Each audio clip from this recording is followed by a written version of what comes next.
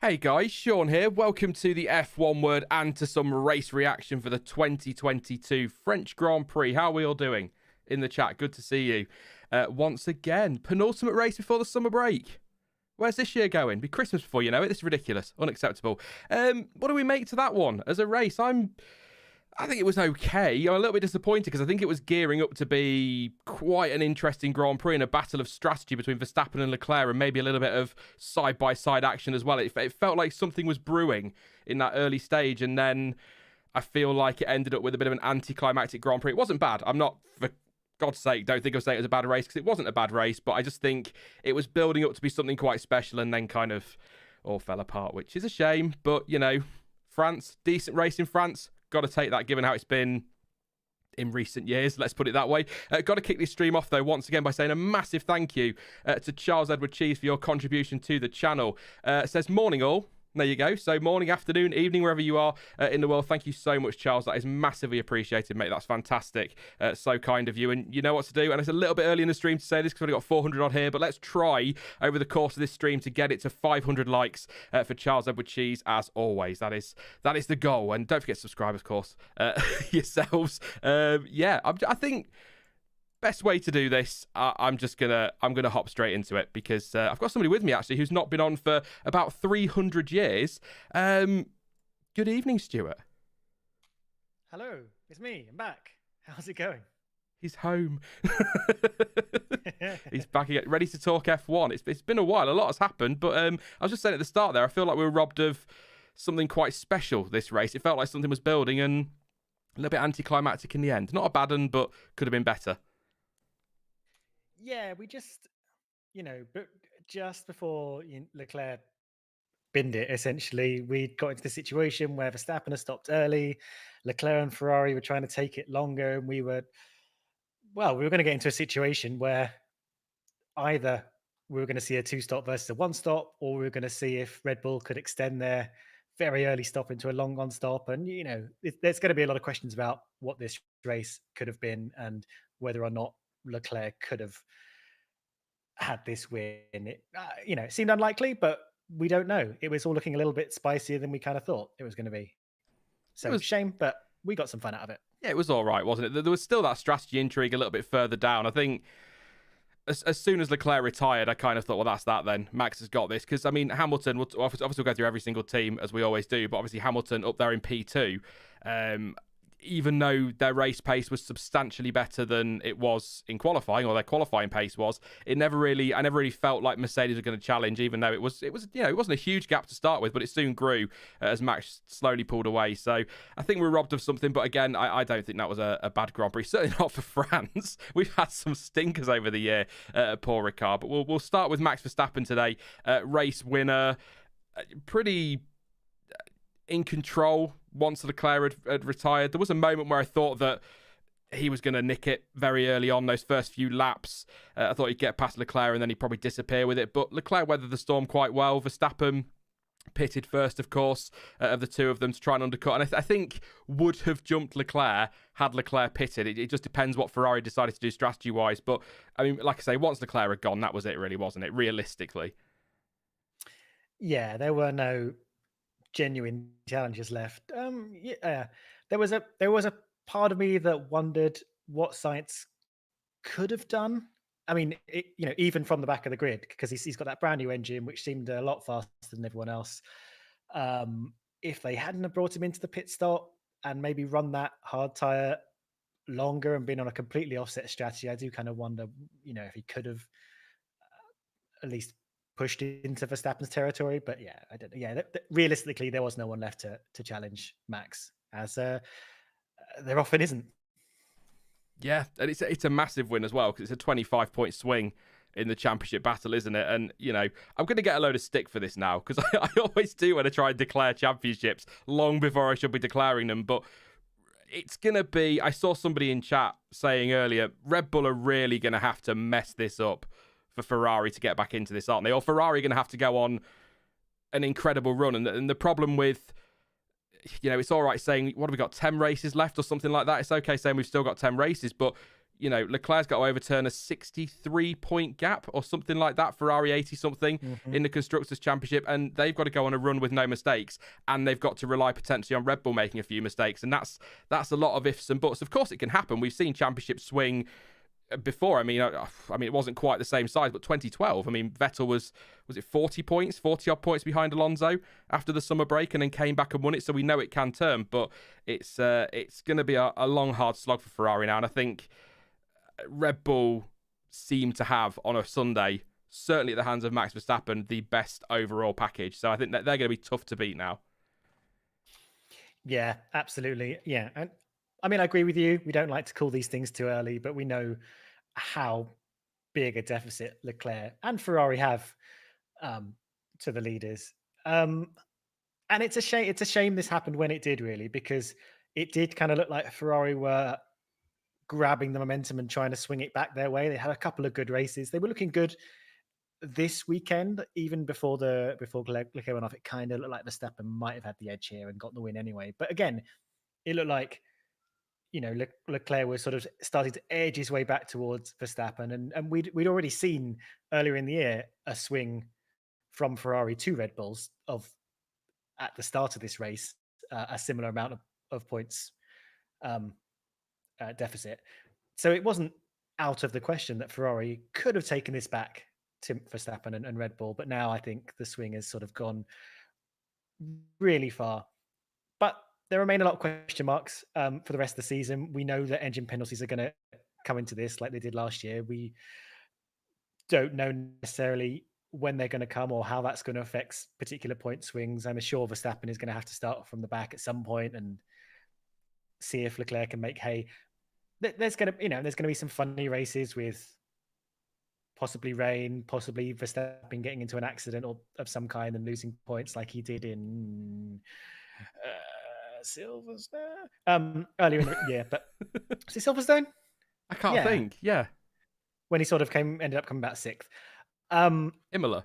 Anyway, yeah, things like that can happen. We can have swings coming back, but again, as you say, we're going to need quite a few of them, and all of them happening in sort of Ferrari's direction to get it back. But so it's a bit disappointing, and I've been saying lately I'm a kind of a neutral fan, but when I do have bias, it tends to be towards the person who's not winning. If someone starts stealing a big lead, then my sort of support tends to go to the person who needs to catch them, just because I like it to be a nice close championship. So I was kind of like gunning for Leclerc to eat up those points and get back close to Verstappen. But yeah, we'll see. I think we're going to see different types of stories throughout the rest of the season now. And we're going to focus on things like Mercedes and McLaren and things like that.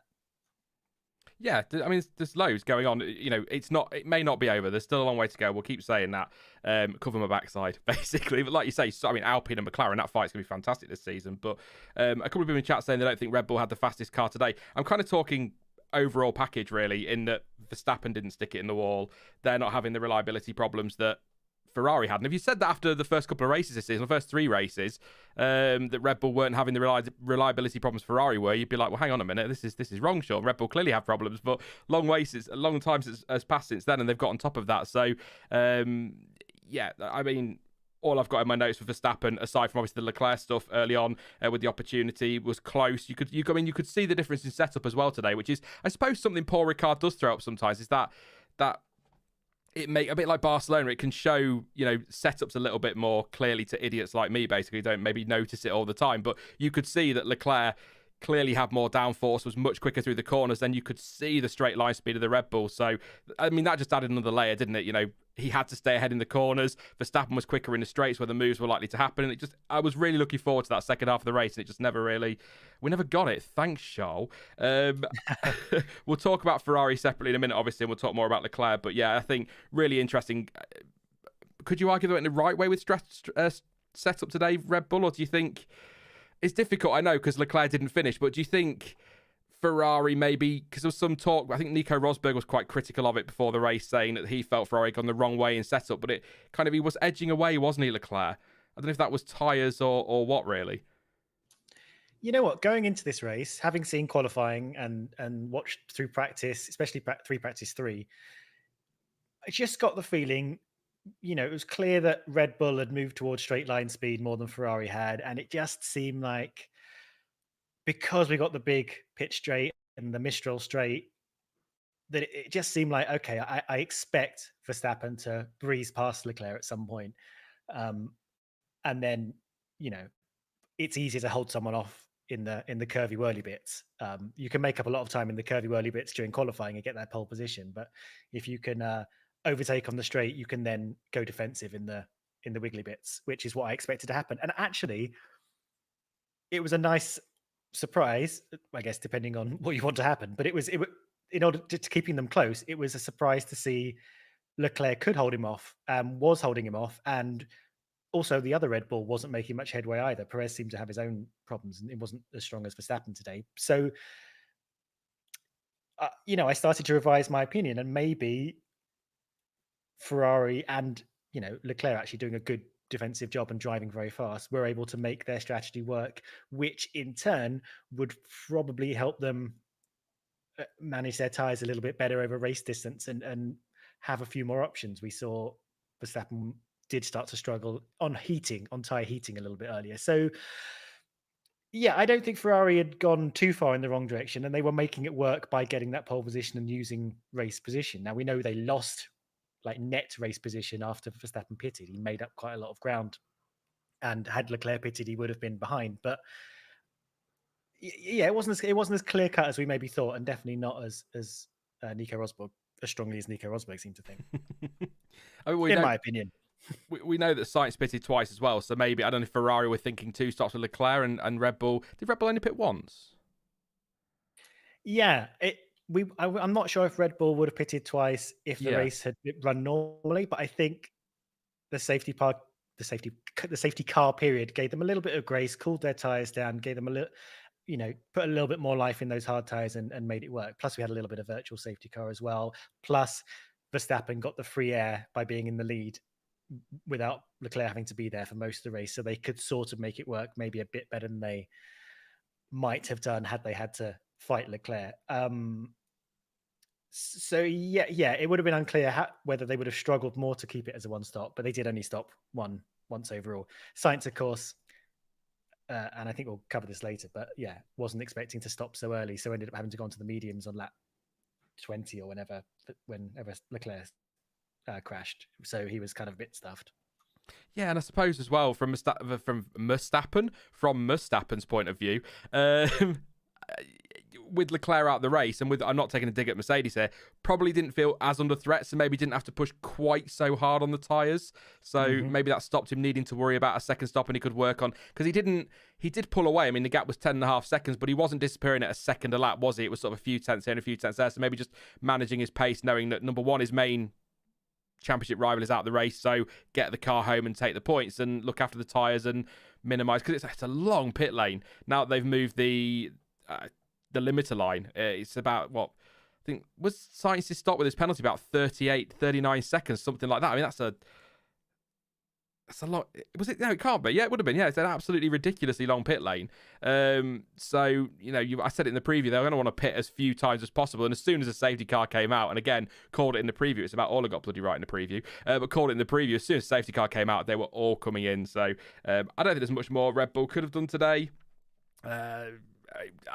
I feel like it would have been really intriguing to see where this was going to go with Leclerc in the race, but it didn't. It doesn't matter. It's irrelevant, really, isn't it? Sergio Perez in the other Red Bull, by the way, down in 4th place. A few people talking in chat, actually, I've seen it on social media, about how long it took for the virtual safety car to come in. Now, I haven't got anything from them directly, but I've just seen someone in chat saying that Christian Horner said they were having software issues with the virtual safety car at race control, and that's why it took so long to come in, because somebody did post something to me on, I think it was to you, Stuart, under your tweet where you added me, from somebody just saying that it should take between 10 and 15 seconds for the virtual safety car to come in after it was ending, and it took a lot longer than that. But apparently software issues. I don't know if you've seen anything like just yet, Stuart.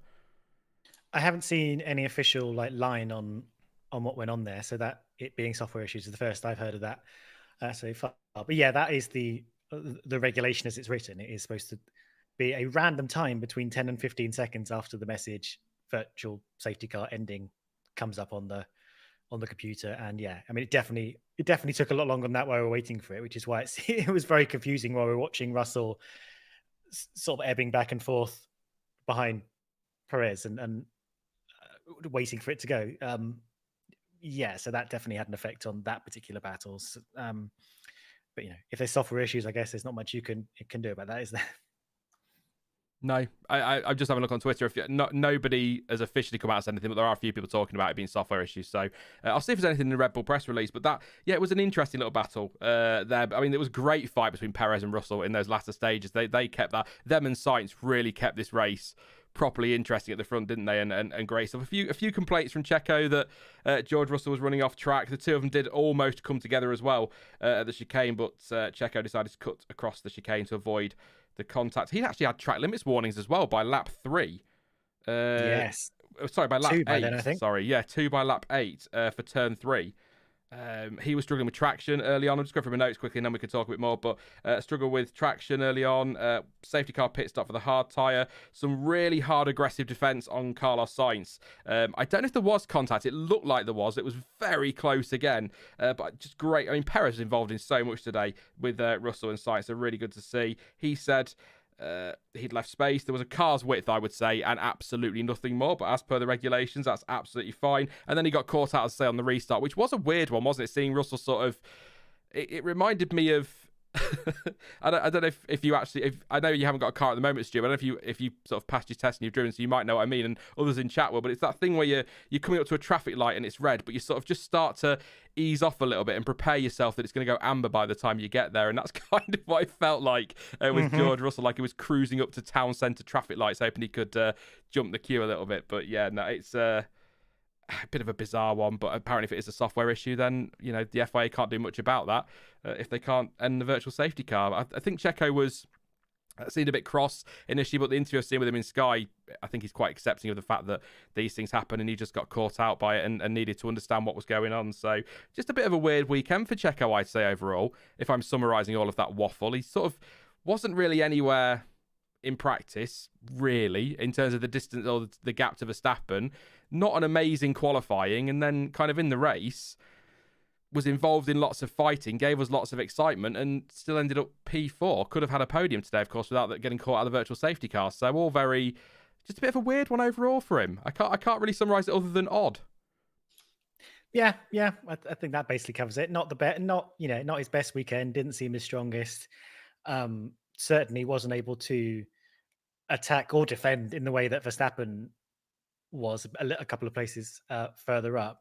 And also just to finish up on that virtual safety car thing, there was also before the actual Russell leaping on him, way before that, up in the Mistral chicane, they seemed to be getting into a little fight before the actual virtual safety car ended, and then it seemed like Russell realized they'd been going too fast and hung back, and then much later, Perez realized he'd been going too fast and hung back to get into the delta time. It was all incredibly confusing how the gaps opened up down the back. And if the virtual safety car, I guess, had ended any time down that straight, they would have been miles apart rather than, about 10 seconds later when they actually managed to get back together again. I found that incredibly confusing as a viewer. But yeah, Perez, I mean, probably quite glad to salvage what he got from this race, to be honest. If there had been a Leclerc involved, and if Sainz had a normal race, or at least not had to stop as early as he did, I think he may have been as low as 6th by the end, to be honest. Yeah, bit of luck, I suppose, in the end. I'm just looking at chat as well. Rufus just saying, Perez said that originally it was the virtual safety car was going to end at turn 9, and then it didn't. Because he said it was ending on screen, didn't it? I don't know if they got some different information on the pit wall. We don't always get the same information on our TV screens. Maybe they've been told the virtual safety car was staying out for a bit longer, but then Checo would have been relayed that information, so that doesn't make sense. Shut up, Sean. Clancy says Perez had a rubbish pit stop as well at the safety car of 5.4 seconds. It was chaos in the pits, wasn't it? Absolutely chaos. And Black Hawk So, while we're on Red Bull, sorry. The F1 words Ted Kravitz, Black Hawk So, says Ted reporting that he thinks that Red Bull Racing thinks there should have been a 4 to 7 second random timer, but he isn't sure where they have got those times from. So I don't know. The official rules say, was it 12 to 15 or something, or 10 to 15, something like that? So I don't know where they're getting that one from either. And Second Sin says 3.6 for Checo. Not good, not terrible. If that's 3.6 out of 10, that is terrible. If it's out of 5, then I think, yeah, fair enough. But yeah, no track limit penalties this weekend either, says Brad. I don't think we did see any. Just the warning for Checo nice and early on. And oh no, Mick Schumacher got a lap time deleted, didn't he, instead of Ricciardo in qualifying, which was fair enough. And I think for all the talk on track limits, just on that subject very quickly after Austria and all the people saying, oh, the drivers can't do it because, they're the best in the world and they can't stay within the white lines and this needs to be changed. Barely heard anything about it, really. For some reason, I don't know if is it the elevation change in Austria that makes it more difficult? I don't know, but it's nice and flat here and we barely heard anything of it apart from Mick Schumacher getting his lap time deleted and Checo's warning today. Yeah, agree. I think there was a lot of talk going into this week about how this is going to be even worse. But yeah, I think I wonder if it is the incredibly abrasive off-track runoff area here, because all those the stripes, the black and the blue stripes, not just the blue bits, but they are very abrasive because they're meant to slow the car down, and the red bits are even more abrasive than that. So it may actually be quite beneficial to not start running wide over these things because you'll start chewing your tires up, overheating them, and all kinds of things.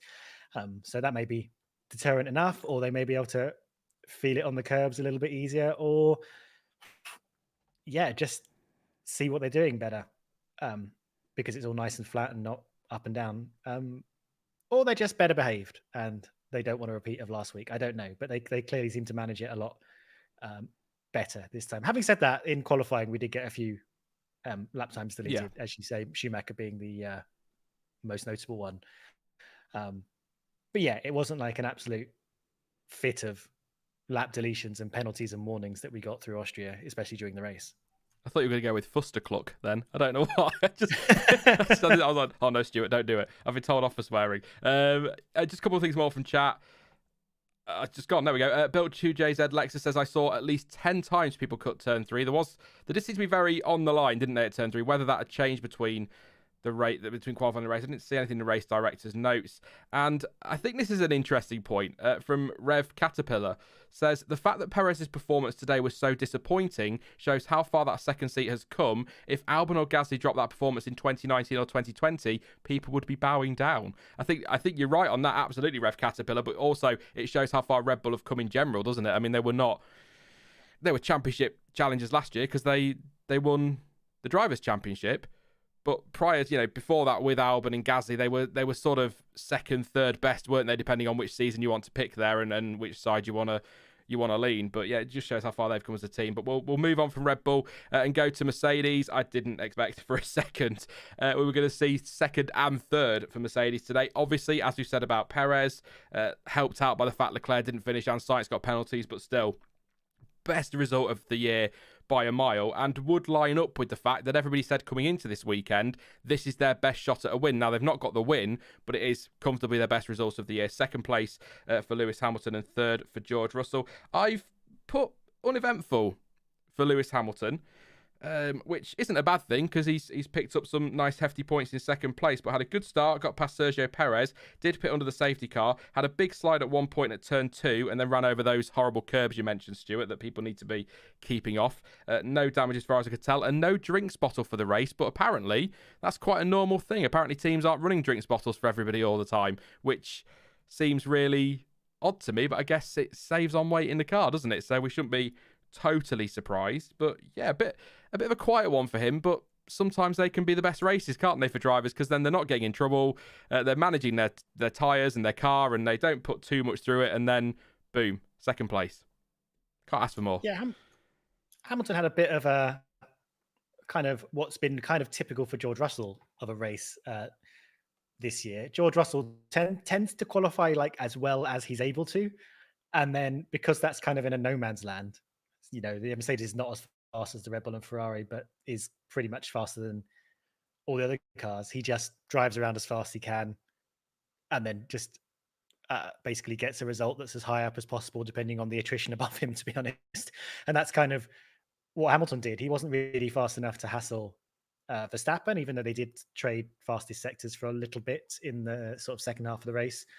But yeah, it was kind of like a good way ahead of everyone else, including Perez, to be honest, which again, questions about Perez today. So yeah, I think he had a great race. He should be happy. He seems much more comfortable the last few races actually than he was at the beginning of the year, and he's putting in results that we kind of would expect from him, both on Saturday and Sunday, which is really good to see. And yeah, he was pretty happy. I mean, apparently, like Hamilton, he did have a drinks bottle. It just didn't work. But he did say he doesn't normally use his drinks bottle, and so it was kind of annoying the actual time when he did actually want to use it. It didn't. It didn't work. And a good point actually on the drinks bottles kind of being taken out of the car more and more this year, as they're all either overweight or pushing against being overweight, and it's a kind of one of those annoying things. They kind of have to remove driver comforts and things like that, which I think might be dealt with by next year. I don't think FIA would appreciate that. But again, that might result in cars being heavier again as a minimum weight. So we'll see. Those are bigger questions, aren't they? But yeah, good result for Hamilton. Good result for George Russell, I think. Got involved in some scraps, and then finally Mercedes got that double podium. And we do now, like, I think I've been saying this for a couple of races now, but more than ever, it does seem like we're gonna probably get a Mercedes win at or at least it's not an absurd idea that we're going to get Mercedes win. We just need to have one of those races where something goes a bit wonky up front, or there's something goes a bit weird, and Mercedes get the opportunity to snatch it. Maybe Hungary. That's one of those weird tracks. That's very, very focused down on one type of driving. It's just corners. It's not really straights. Sort of Monaco-esque. Maybe they'll be able to lean into that. I don't know, but if there's an opportunity, I think Mercedes can take it. Whereas at the beginning of the year, we were like completely written off from having a race win. I think they've moved into that territory of being able to have one now. Yeah, I've just popped a poll in the chat just out of interest. Said, will Mercedes win a race this year? So get your votes in. 69, nice, say yes, and 31% say no. So a bit split there. So get your votes in, and we'll see how that is in a bit. Because I think that's the big question, really. I don't think we're looking at the championship in terms of taking over for Red Bull. But somebody said I've forgotten your name. So if you're listening, I think, was it Bill? Possibly made the prediction. We keep talking about it. Made a prediction a few weeks ago saying that he thinks Mercedes will overhaul Ferrari in the constructors. We sort of not ridiculed him, that's unfair, but we kind of like, that's a bold prediction, that's a bold one, Bill. We'll see, but we didn't believe that was going to happen. They're not far off, and if they continue, I mean, they are probably the most consistent team at the front, and they seem to be the most reliable as well. So if they keep doing that, and the car keeps improving, who knows? It'd be quite the turn up, wouldn't it, if we go from here to Red Bull winning the title from Mercedes and not from Ferrari, given that Ferrari are quicker than Mercedes. It's just that reliability and consistency that they're lacking. So it could be an interesting one. So we might all owe Bill a pint after this one. I mean, I've got 1,000 people watching. I'm not sure if Bill wants 1,000 pints, but we might all owe him one after this one. Yeah, that's all on Hamilton. Not ignoring him at all. Just he had an uneventful race and it's points on the board. His teammate though, what didn't he do today? He was quite busy, not quite firm on the team radio at times, getting very frustrated out there. So I'll read the notes and then we can talk a bit more. So pitted under the safety car for the hard tyres. It was a double stack as well from Mercedes, so well done to them for that one. I think he drove well to fend off Sainz for as long as possible early on, but Sainz was always coming through, so that was that one. He tried the move on Perez, as I said earlier, on the inside of the chicane. There was almost contact. Perez kind of avoided that by shooting across the runoff, as I say, and then obviously everything happened with the virtual safety car that we've already talked about. Toto Wolff kind of coaching him a little bit over the radio a couple of times, coming over saying, let's get him on track. And I don't know if he was trying to calm him down a little bit, because he was getting quite irate, wasn't he? Saying Checo should give the position back. He was front wheel to rear wheel, and that's what these new overtaking regulations say, that's fine. He's far enough alongside, and apparently team radio came across to say that we weren't alongside. He was arguing they were, and I think Toto Wolff just doing what a team boss should do and just coming in and going, just shh, calm down, let's go get him on track, we're quicker, we can do this. And he did it on the virtual safety car. But I mean, George, I think a couple of difficult races for him recently, with the retirement from Silverstone, for example. I'm trying to think how he did in Austria. How did he do in Austria, Stuart? Was it I can Did he look finish? that I up. can't remember. Hang on, I've got me thinking. What am I doing, Sean? You've got everything prepared. Fourth. Fourth. Oh, sure then. Yeah, so difficult one in Silverstone with the crash, but generally, I mean, his results for the season: fourth, fifth, third, fourth, fifth, third, fourth, retirement, fourth, third. I mean, he's doing a cracking job in that car, isn't he? Yeah, I think he's doing exactly what Mercedes need from him. We won't know what this year would have looked like if Mercedes had had the kind of package that they've been used to for the last 8 years. But he's much more uh, high and consistently high than Valtteri Bottas had been in that car as teammate alongside. And we know Valtteri Bottas has been having an absolutely cracking year. We can't take that away from him. And whatever was happening with Bottas in Mercedes, we know that inconsistency was one of the things that was sort of thrown at him as a criticism. I guess he could have great days, but he wasn't always there and wasn't always able to sort of be the at the time, I guess, wingman. But in this season, they're both two drivers racing for Mercedes, getting as many points as they can. There isn't really a sort of wingman structure, but really solid season, really sort of solid qualifying and race. And both of them. I know Lewis has struggled a bit in the sort of first quarter of the season, but like as you said earlier, it's the consistency. They've both been kind of basically getting as many points as that car is able to get at every race where they've had the reliability, which has been, almost everywhere. Reliability, including being crashed into or crashing into people. So, yeah. And, as for whoever that guy was, that we all might owe a pint to, it kind of harks back a lot to, I haven't been on this show in quite a while. We had a few discussions back in, I don't know, the first 6 races of this year. And even back then, we were chatting about how Mercedes were struggling, but consistently bringing home points and, not staying too far away from the top two. So if they ever did get around to unlocking the supposed power of this car, they could still end up being in a good position to challenge for the championship. And it's a bit late for that now, but actually they have continued to put themselves in a solid position in the championship just by keep turning up, getting good points. They've had, quite a few podiums or near to being on podiums this year. So if Ferrari do continue to shoot themselves in the foot, they'll be there, ready to grab whatever they can. It could be a lot closer by the end of the year than we ever suspected. But George Russell, yeah, very much impressed with him this year, very much impressed with him this race. I think that incident with Perez, not the virtual safety car one, but the sort of cutting the chicane one, I think. I mean, George got very angry, but let's be honest, it was a bit argy-bargy from George, and I don't think Perez had too many places left to go. I think as far as Stuart is concerned, it's all a racing incident, but I think Russell getting angry about that is probably a bit much. He still seemed to be a bit annoyed by it when being interviewed in the press pen, but although it was hilarious just how much Perez took advantage of the runoff. He nearly overtook Sainz again on the way out of it. And he just popped himself right back behind Sainz and almost ready to have another go at him. So yeah, that was a little bit cheeky maybe. Yeah, I mean, I don't think it was. There's nothing illegal about it, but I think my take on it is that Perez had to cut the chicane to avoid contact. Was how it looked to me. From the few replays I've seen, I've only seen the replays that we saw during the live broadcast, but it felt to me that Checo kind of, if he keeps his car there's going to be some contact, and maybe the best thing to do is to scamper across the copious amounts of runoff you've got at Paul Ricard to avoid these kinds of incidents. So I don't think there's anything wrong with that. I think Checo did what Checo needed to do to avoid contact, and I think if George doesn't go for that, then I think we'd all be sat here going, well, why hasn't he gone for that move? The gap was there. There was a little bit of a gap. He could have squeezed his car through. He had the momentum and all of this, and I feel like George couldn't win that one, to be honest with you. I feel it's definitely important now that George is in let's call it a front running car, but he's mixing it with the front running car with the front better than a Williams. And, that he needs to establish that he's gonna stick his nose in. He's gonna fight. He's not gonna be someone who cows down when challenged on track.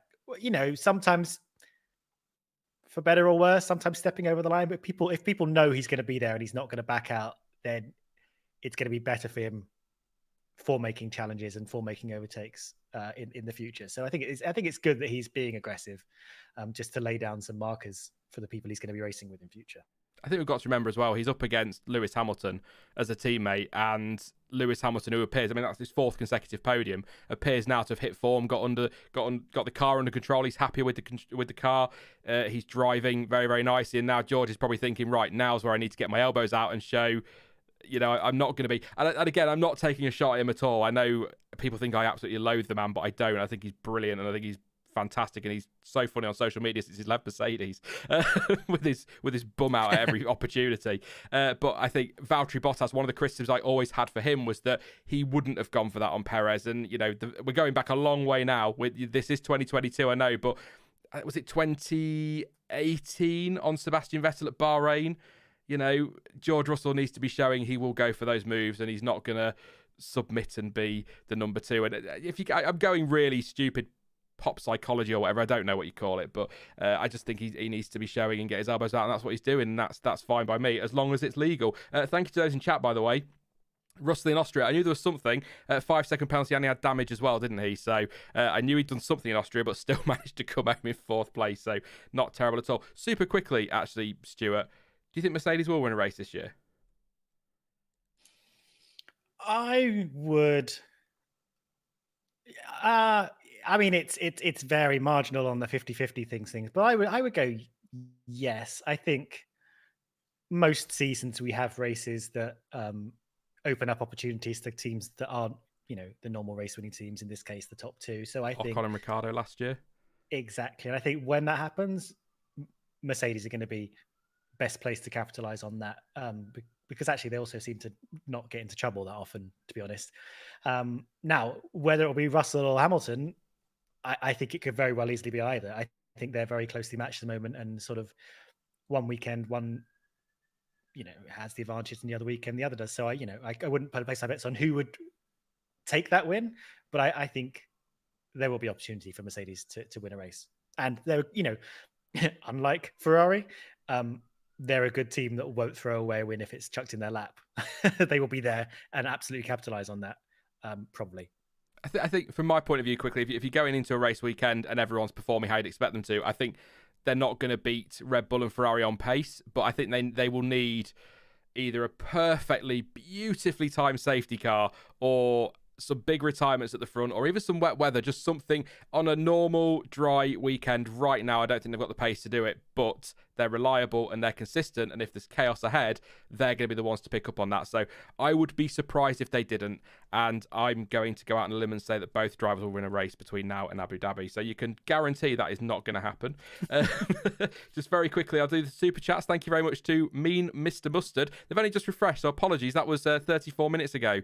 It's only just refreshed on Streamlabs, but thank you so much for your super chats. Says, did the FIA ruin or save the race by making the pit lane longer? Personally, I feel it made everyone way too focused on saving their tyres. That's an interesting point, actually. I mean, it's always about strategy and tyres at Paul Ricard anyway, but with a longer pit lane, and again, as I touched on in the preview, they really did need a safety car if they were going to take advantage of any interesting strategy. But I think the how early the safety car was kind of kept it interesting. Are these tyres going to get to the end? Can they manage them? So that's something. But I think the pit lane it's long that they've moved that line. I think maybe a bit too long, but I've not seen the reason why, if I'm being honest, but I'll have a look around afterwards and see if there's a reason other than for the lols. I'm sure there's a genuine reason. Thank you very much, Ruby. Good afternoon to you. Says, Lewis is the GOAT. Of course, I know. You'll tell me that every week. Says, also want to just give Charles a hug. What did we think of Angry George? I love seeing his passion. Also, we are owed puppy pics. I will sort puppy pics for you on Twitter, don't worry. Yes, I love seeing his passion. I like passionate drivers. I want to see it. We've said this before, haven't we, Stuart? We don't want these drivers to be all PR and, we'll have to see what happens in the coming races and, let's all be nice and just please the sponsors. We want to see some passion and some drive and some, show us you care. We know they care, but, don't worry if Ineos don't like the fact you're peed off. Just tell us you're annoyed, George. That's what we want to see, definitely. And I think I had one more as well. Thank you to Built 2JZ Lexus. It says the overtaking car was halfway alongside at the apex by the new rules. It's George's corner. Yeah, I'm not for a second, mate. Thank you very much for super chat. I'm not for a second saying that's a penalty or illegal. I think Checo's gone to avoid contact, like I say, and Russell's got every right to go for the move, and we'd be bemoaning him if he didn't. So there we go. A couple more things from chat then, and then we'll move on to Ferrari properly. I know we've already kind of touched on them, but we want to talk, I'm sure, about Carlos Sainz quite a bit. Raul says, George Russell needs to keep an image of the number one driver, otherwise a new hotshot could be looked at as a number one is sort... I'll try it again. Otherwise, a new hotshot could be looked as a number one is sort of what you are referring. Yeah, that's kind of what I'm getting at, Raul. He needs to show that he can push Lewis Hamilton. He's willing to push Lewis Hamilton, and when Hamilton retires, and he will one day, sorry Rubes, he will retire one day, but when he retires, then he needs to be able to say, look, this is my team now, I've been here long enough, I can lead this team, because you don't want Mercedes to go, oh, George isn't really cutting it, maybe be good number two, let's go get Lando Norris. I'm not saying they will get Lando Norris, but that's that. And Jamie Santos says, which is more likely, Mercedes catching Ferrari or Red Bull choking the lead to Ferrari for the constructors? Right now, it feels more likely that Mercedes are going to catch Ferrari, if I'm being honest, which will devastate my early season blind predictions. And that'll be me done in the predictions challenge as well, Stuart. If Ferrari don't win something this year, I kind of went all in on them, didn't I? So, yeah, thank you for your comments. Let's get on to Ferrari then. And we've sort of talked about Leclerc a little bit, but we'll just talk a little bit more on him because he's taken full responsibility for that incident. I think it was Nico Rosberg or Paul di Resta, possibly Rosberg, that said that maybe it was a bit too early to be taking that responsibility, and maybe there was something wrong. He did say over the radio something about the throttle. There's a big question mark around that, but the team have said that it was... I can clear that up. Go for it. I'll shut up. It's only because it just came through in the news thing, and I was waiting to but the throttle thing was about him trying to reverse out of the barrier. It wasn't anything to do with him going into the back. It wasn't anything to do with him crashing. It was about once he was in the barrier, he couldn't use the throttle to reverse properly. That was stuck. So 100% his mistake then, because I know Mattia Binotto said in the to Sky afterwards that it was a driver error. Leclerc was clear that it was a driver error as well. So that's... I've written some quotes down. I've written the bullet points from his quotes because I thought they were interesting. So he said that it was a mistake. He's losing too many points, and if he loses the championship by 32 points, because he pointed out 7 at Imola and 25 in France, then he knows where that has gone and why he's lost the championship. Described it as unacceptable, but did say the snap was a weird one. Now, maybe wind at that corner. I'm not trying to make excuses for him, but it's maybe a bit windy up there. I don't know, but it was just a weird accident, and he went off and straight into the wall. Absolutely fine, no injuries. A bit winded over the radio, he sounded, which is understandable at that speed, but it was an odd one because I can't really get my head around why he's lost it at that point. He said it was a weird snap, so tyres maybe, could be wind. I don't want to say lapse of concentration, but what we do know then, and you've confirmed that, Stuart, is that the throttle was not the issue. Yeah, I mean, based on just the information we have so far, you'd have to kind of suspect it was the wind. We know the wind is a big issue at this track. And even Anthony Davidson did some sort of post-race analysis comparing his attempt at that corner on that lap compared to the lap before, and it was like he took the same line. It was pretty much identical going into the corner, and then on this occasion it just happened to go on him. So we know they were sort of having to manage these tires, and they weren't at peak performance, and maybe being a little bit on the edge, and just a little difference, a little bit of a stronger wind in the wrong direction, and just caught him out, and well, that was it, wasn't it? So it just seems like an unfortunate set of circumstances. I think Charles Leclerc has shown himself this year to be actually quite consistent and good under pressure.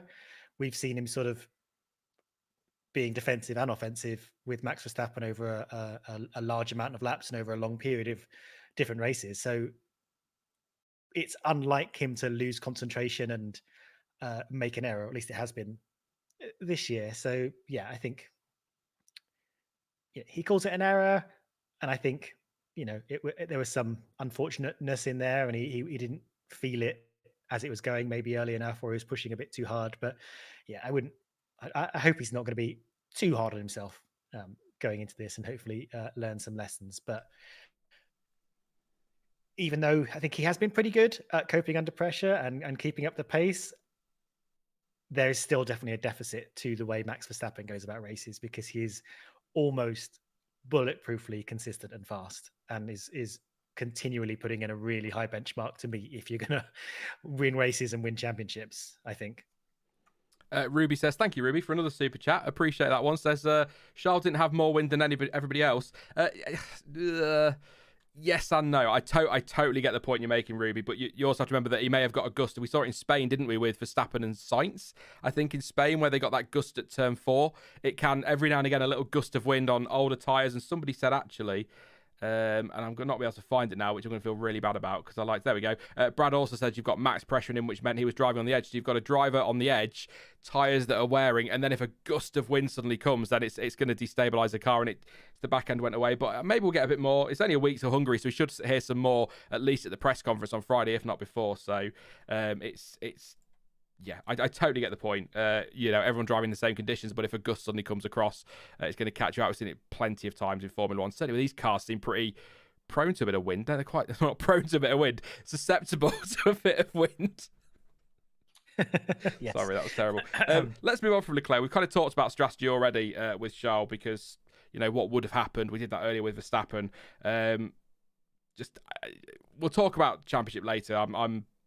I'm quite skeptical today about that, unfortunately. So, but Carlos Sainz, that's his teammate. Carlos Sainz, not Sebastian Vettel. Christ, Sean. 2022. Carlos Sainz, really, I think a good race overall. I think if you'd have said to him this morning that he would have, back of the grid to P5 and we'd be talking about whether or not he should have had a podium, he'd probably be like, well, that's pretty decent, actually. I'll take that. So, really good recovery. Got driver of the day as well. But the big question marks, it's the same old question marks around Ferrari. So, I kept tracking his progress, by the way. P12 by end of lap 9, P10 by lap 13, pitted under the safety car, and then P6 by lap 21 and P5 by lap 22.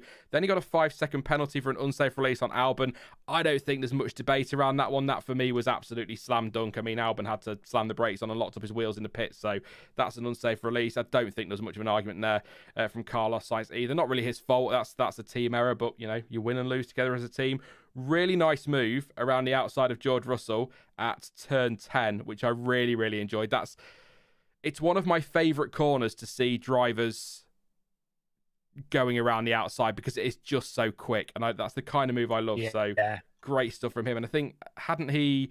Because a couple of drivers had done it quite often in the race where they'd forced the driver they were chasing to take a tighter defensive line into the chicane and then got the better exit and just sweeped past it. That was a really lovely move. So well done, Carlos Sainz, for that one. He then made another lovely move around Perez, around the outside of turn 14, then up the inside of 15, the final corner, which was a lot of fun. And you thought, for a second, hey up, he's got a shot at P2 here because he still had good pace on them tyres. And then Ferrari pitted him. And... I'll do it without the swearing, but my message on Twitter DMs to Stuart was, what the F are Ferrari doing? ? It seemed all very, very odd at the time, but Mattia Binotto's come out since and said they just don't think he'd have had the tyres to get to the end, and he would have dropped. I think the point is that he would have dropped off so much in terms of his pace that he wouldn't have had 5 seconds of the cars behind and probably would have ended up 5th anyway. So with all that information, obviously Ferrari have more data than us, but with all that information, you sort of go, it sort of makes sense, but at the time, it just made no sense at all, especially coming over the radio as he's either about to go side by side with Perez or is side by side with Perez to say pit, pit, pit or box, box. Like, come on, Ferrari. I think, I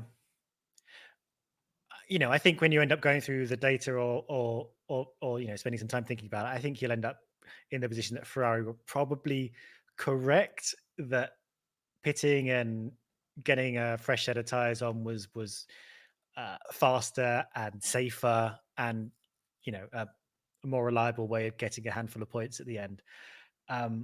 However, the way they went about it was an absolute fuster cluck, as you said earlier. Be careful with that. Because we already had a lap, there were a lap earlier before he started getting into his overtaking mind. They had a discussion. They were going through plans A, B, C, D, and they were like, okay, well, what we could do, we could try and take this to the end. And Carlos was like, I think we should stop, because he's obviously the one who could feel the tires. And then Ferrari went, okay, stay out. And you're like, all right, why did we even have? Why are we having this discussion? And then when he's in the middle, when he's like got his head down and being like, okay, well, I'm just going to do what I can with these tires and start overtaking people. Then they go, actually, come in. Like, there's a reason that we rag on Ferrari so much about them and strategy compared to the other teams, and it just seems like they are running around like headless chickens, whereas other teams seem much more in control of the situation and have a certain authority when it comes to actually dictating strategy to their drivers, where time and time again we see Ferrari seem like they're just, I mean, we only hear them over the radio, but you could sort of almost imagine them like flicking through pages of paper and trying to like find the one thing that has the strategy report on it, and like arguing with each other and pulling each other's hair out, and like a scene from Airplane. Like, they're not cool, calm, and collected, and seem to have all their strategies planned out ahead of them and ready for any situation. So while I do think they probably made the right call, it just seemed like utter headless chaos in the way they delivered it to Carlos and live across the airwaves. Well, yeah, because they did their thing, didn't they? They were like, okay, Carlos, we are plan B. Then they went to plan A, which seems odd. And then they moved to plan D. I mean, first of all, I feel sorry for plan C in that one. I mean, what's that done wrong? I'd like to know what plan C was, but they're kind of all over the place. But I think that's just, look, this is just a theory, and I won't talk too long. Don't worry, it's not one of Sean's mad conspiracies. I think Ferrari just code everything so much to the point where plan B, that drivers are probably told before the race that's actually plan A, and then plan A is actually plan B, and plan D is probably plan C, but they give a different letter to what the actual plan is to try and confuse us watching and other teams. I don't know, but they seem to confuse themselves with it, which is quite a giggle. So yeah, no, very, very weird from Ferrari today in terms of the kind of like you say, timings for everything. And Brad's just made a really good point in the chat. I said, Mattia Binotto kind of making the point that maybe tyres would have gone and he'd have fallen to fifth anyway. Brad says, but if you end up fifth regardless, why don't you chance it? And that's a good point, because you could then, he might get to 2 laps to go and go, do you know, actually these feel fine. We're going to be all right. I'll just look after them. I've got the gap I need. I'm 8 seconds up the road. Let's just pace ourselves, keep that 5 seconds, and maybe you've got P3. I know all ifs and buts and whatever, but I think just a bit of a weird one for Ferrari today. A great performance from Sainz. I mean, he came out 9th, I think it was, after that late stop, and still got to 5th place. So much more grip. Nice and racy, and I think probably rightly driver of the day as well, to be honest. I think it's a really nice drive. It was only 17 seconds actually off the lead. Sorry, no, it wasn't. I'm reading that Sergio Perez. He was 28 seconds off the lead, which did I say about a 38-second stop is my, I don't know if they've got the stops up yet, but 38-second-ish stop with everything. That's a 10-second swing plus overtaking. I mean, that's not too bad, is it? But probably a little bit frustrated. I'm just trying to find his pit stop. Carlos Sainz lap 5th fastest lap, Sean. If you click on the awards thing, Sean, on the page, and if you click on pit stops rather than fastest lap, you might get an answer, you enormous donut.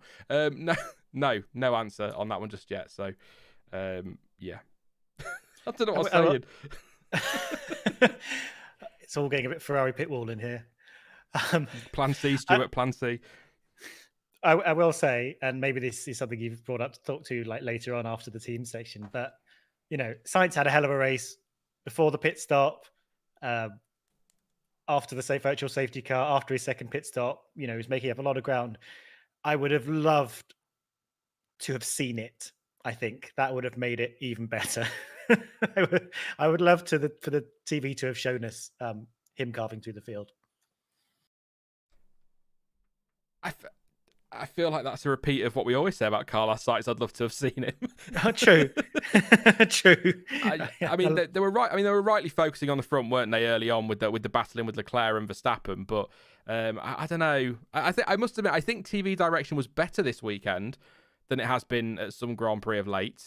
Actually, that's a question. Before we move on, actually, because we will move on, I promise, because I can't quite believe we've been doing an hour on the top 3, because that's where most of the action was for the TV point of view. But just a very quick question to you and to chat as well. The crowd noise. How much of that is genuine and how much of that is pre-recorded and piped over the broadcast? Because sometimes you go, yeah, that's the crowd. And then there'll be like some kind of screamy cheer that lasts about 0.7 of a second, and you think that's not how people react. A group of people don't all go, hey! That's it. And it just sounds completely fake, and I can't work. It doesn't matter. It really doesn't matter. But I can't work out if this is Liberty Media just trying to make out like things are louder than they actually are. The crowd. I mean, when the crowd did, the crowd were brilliant all weekend from all accounts, and we did hear them over the broadcast. But do you know what I mean? There just seems to be a little clip that they keep using every race that sounds a little bit like what do they call it? Canned laughter. Yeah. I have to say, it's not something I've noticed myself. Maybe I'm just people weird. in the chat have. I don't know. I'm not sure. My hearing isn't the best anyway, but I wouldn't be tremendously surprised if Liberty filled it out with some stock crowdy things or stuff they've recorded from actual races that they sort of just using it to fill out the sounds. Maybe I imagine they might do that. I haven't spotted the sort of any kind of repeated noises, though. It does remind me of, I used to watch when I was a youth. I used to watch Kenan and Kel, and there was a lot of canned laughter in that. Kenan and Kel. All right, but there was one particular. There was a woman who had a very, very particular laugh, and they'd insert that at least twice an episode, and it stuck out like a sore thumb every single time. So if you're hearing something that is like a very particular type of noise or cheer or applause and something, then that probably is a sign that maybe there is some filling out. Who loves orange soda? Kel loves orange soda. Anyway, I'm just going to answer this one as well from Scorpic. Thank you very much. It says, why are there always mic problems in the cooldown room? I can answer that one for you. It's to do with live broadcast. They used to do it, and please don't judge me when I say what I'm about to say.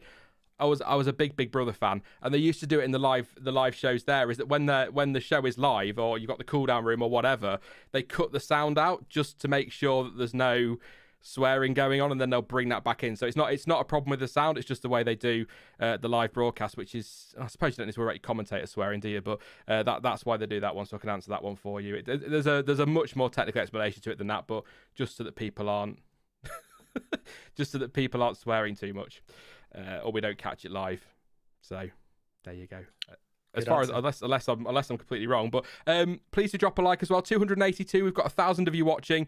We need to get to 500. We'd like to get to 500 likes for Charles Edward Cheese. Thank you again, Charles, for your contribution. So let's try and get that up by whatever 500 minus 282 is. I can't be bothered to work it out. It would be appreciated. And don't forget to subscribe as well. Lots of we got Hungary this week coming up, so we've got the preview and the reaction for that. And then I am back to YouTube full time, so there will be more than just a video every now and again and a live stream every now and again. I promise. All sorted now. So yeah, where are we up to? Let's go with Alpine, Fernando Alonso, and we're going to have to absolutely fly through these, which is fine because for some people I haven't got any notes anyway, so it's not a big problem. But yes, Alpine, Fernando Alonso, P6 today. I did say top 6 for Alonso in predictions, so I'm very, very happy on that one. I have in my notes for Fernando Alonso, good start, nearly had P4. I think you put him in the same category as Lewis Hamilton, really, with this race, don't you? In that it was a bit uneventful, but who cares? He took P6 for Alpine. Massively important points as well, with McLaren having a good weekend. And they've leapfrogged McLaren in the constructors. So great result for Fernando. And I feel like with that car getting better, we're jumping ahead the rest of this season and into pre-season and next season. But I feel like if Alpine keep developing that car the way they are, I think Fernando's rapidly becoming a threat for some podiums, Yeah, he needs a bit of luck like Mercedes would for a win. He's going to need some retirements and some rain or some chaos. But 12 months on from that Ocon win in Hungary, who knows? Could it be Fernando's year? That's the bold prediction straight away. I mean, I personally have come well around from, to be honest, not that long ago, but definitely from last year when I was like, please, can you just retire? Why are you still here? What are you getting out of this? But actually, this year he's getting a lot out of it, and he seems to be having a lot of fun. He's very competitive, especially after, I think beginning of the year wasn't amazing. But yeah, I even predicted him to be on the podium as a little kind of an outside exciting bonus chance. But I thought, well, maybe he can get himself into third place the way he's going. So yeah, I think he's having a great run of things. I won't be surprised to see him getting quite a few more podiums.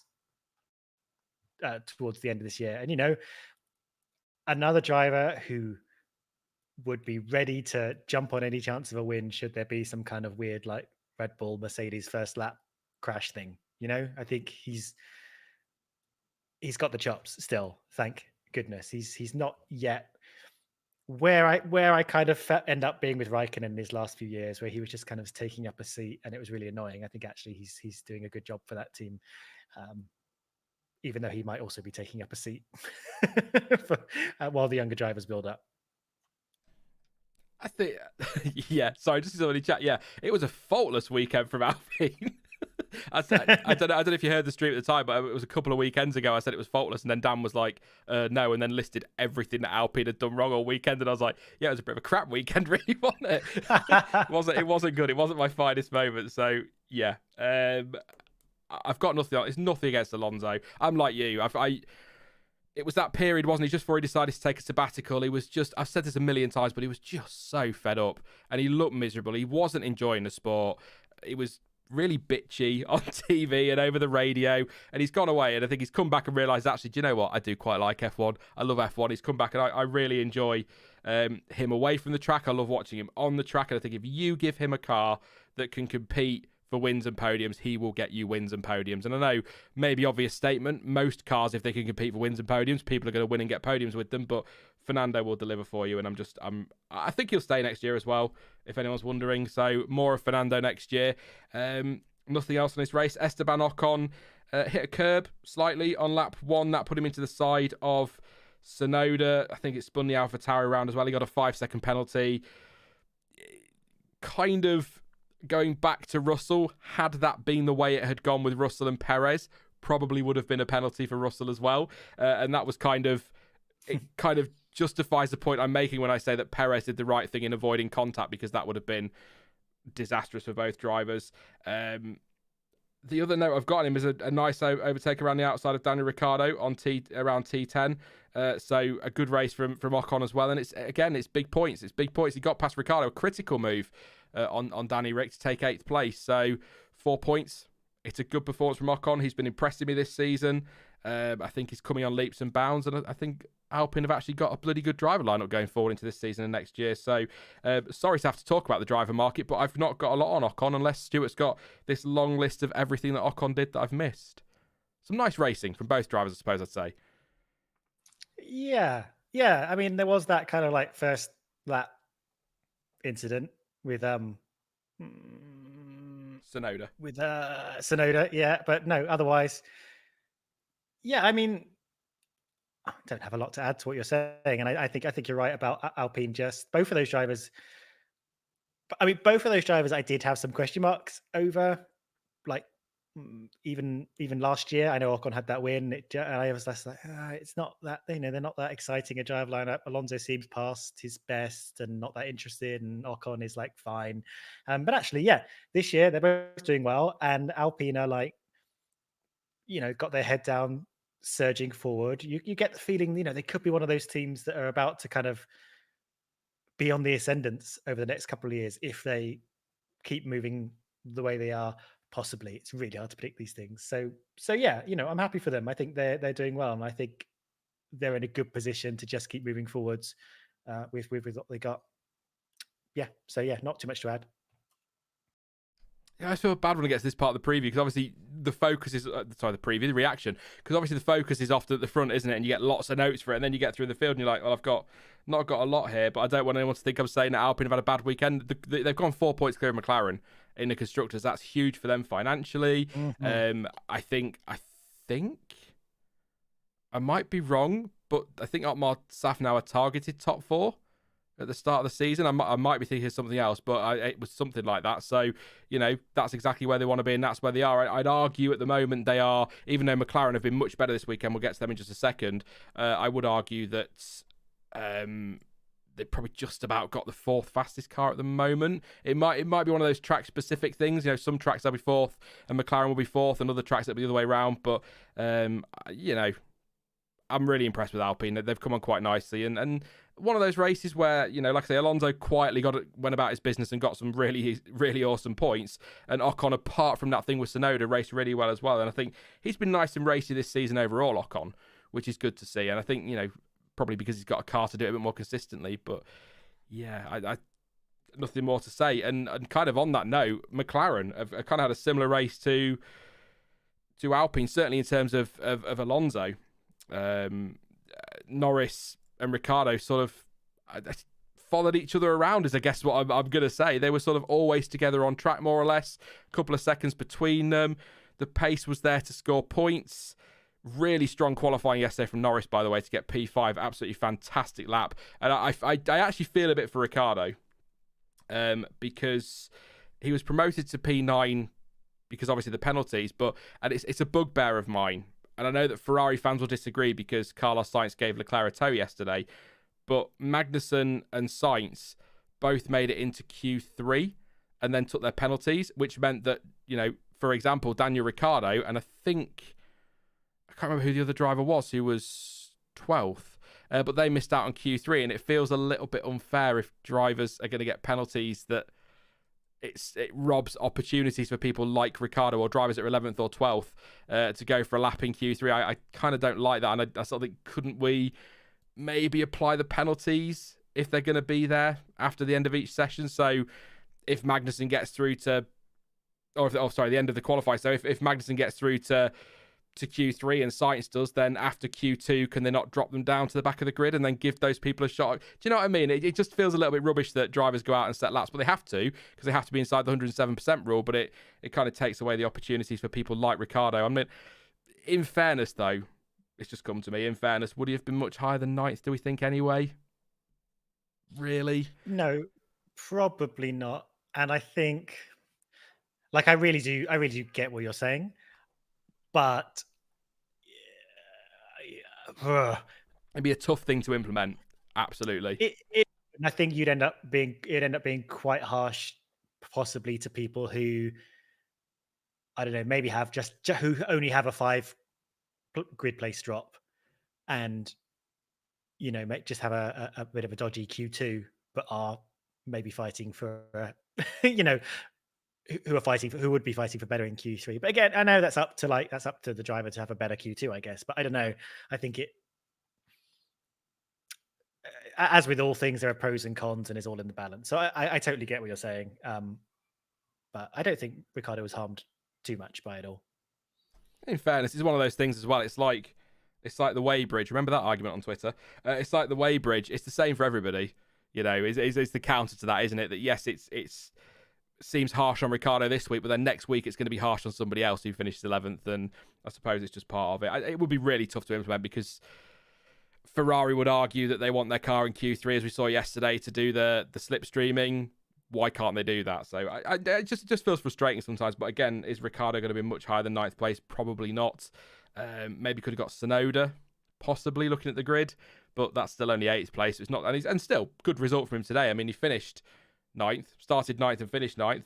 I feel it was more eventful than that with the little battle with Ocon that he had. But really, as I say, on McLaren's notes, I've got quiet race, Ricciardo and Norris kind of following each other around. I've got, unless you've got something, Stuart, I know there's going to be a couple of McLaren fans that follow the channel that'll be annoyed because they think that I'm just ignoring McLaren again, but I'm not. I just, kind of like we said about Hamilton and Alonso, they've done all they could today and there's not much more you can ask, and they just didn't have a particularly eventful race, which is fine.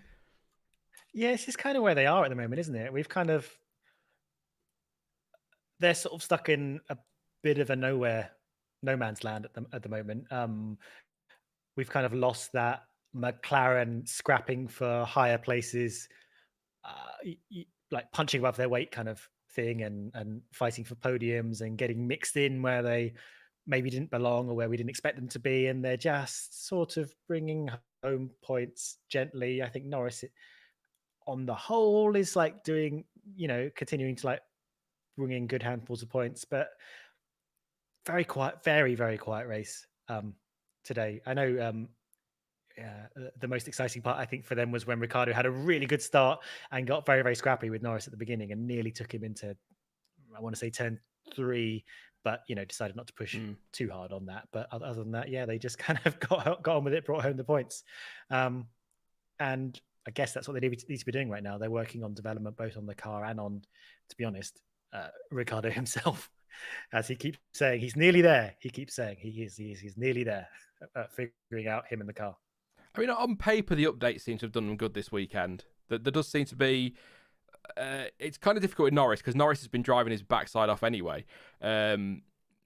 But from Ricciardo's side, he seems a little bit happier this weekend, and I think the car is, like you say, just coming towards him now, and he keeps saying that. For what it's worth, for anybody that wants to know, I will do some garage gossip soon when I get back to it full time because I miss doing them because I love just talking nonsense about the driver market. But I don't think Ricciardo's going anywhere. I think he'll see out his contract. I think Sky were very keen, or I think again Rosberg was very keen to point out that yes, he was a few places below Norris, but there's only a tenth and a half in it. It's not like he was half a second off his teammate. So he definitely seems to be picking it up now, Ricciardo. But and actually picking it up at perhaps the right time, just before the summer break, can go away, clear his head, come back and carry on that form, and it kind of forced McLaren's hand then not to act. But I think Ricciardo will stay put. I know there was some stuff in the notebook yesterday about Piastri possibly is a rumour that he might be there, but I've seen rumours about Vettel possibly going there. I don't know, but I think Ricciardo will stay for several reasons. But I think that's a strong lineup if Ricciardo gets it together. I do, and also from a business point of view, that's not a cheap contract to buy out either, is it? So, difficult one. I think he does need to step up. Nobody's denying that, but I think he's starting to get to grips with the car a little bit more. We're seeing it this weekend, and if he carries that on, then that should be enough to keep him in that seat. Yeah, I agree, and I do think he is improving, and I think he also benefits from McLaren just backing him, being behind him, saying, we got you for the next 2 years at least. We want you to succeed. We believe in you, and I think they should believe in him because we know he's not a slow driver. He's struggling at the moment. There is, some disconnect between him and the car, which we know can happen with drivers if for whatever reason the car is not to their liking and they have to sort of relearn driving and racing to a certain extent sometimes. And that car, I don't think, is easy to drive. And I think Norris has got himself, found himself in a better position with it. So I think he would benefit not having to speculate too hard about where his seat's going to go. And McLaren just saying, we've got you for the next 2 years and we're going to work on you and make this as fast as we can make it for both of us. Ricciardo says he's committed and wants to stay. I believe Zach Brown said, if not last weekend, the weekend before, that they have a contract and he's staying. And Andreas Seidel told Sky that he's absolutely staying. So from McLaren's side, it's clear. But as KTB points out in the chat, Red Bull also said the same about Gasly, and I'm gonna bring the story up again. I have 2 videos on my channel. You can go find them. Where I think it was like a Tuesday. The headline in my news video was Gasly safe, and then on the Thursday was a video about how they just dropped Gasly. So you never know in Formula One. That's just the way it goes. Aston Martin. Only one thing I want to talk about because it's the only thing in my notes. Bit bloody close at the end, wasn't it? To contact between the two. If there wasn't contact, bloody hell! What a great fight. I mean, first of all, kudos to Lance Stroll, but more importantly, kudos to me, because I did say Lance Stroll P10 on Thursday. I just had a feeling about Lance this weekend. But it was a very, very close fight at the end with Sebastian Vettel. I thought, is he going to send it? And looked like he was backing off in that final corner and maybe not thinking, maybe thinking, sorry, I'm not going to throw this in there. This is my teammate. This is going to be chaos. And then whether Lance was just a little bit harder on the brakes or a bit later on the throttle, I don't know, or the other way around. Vettel seemed, I don't know if it's true, I'll check the press release, it seemed to tag the back of him. But that was a little nice and dramatic and exciting at the end.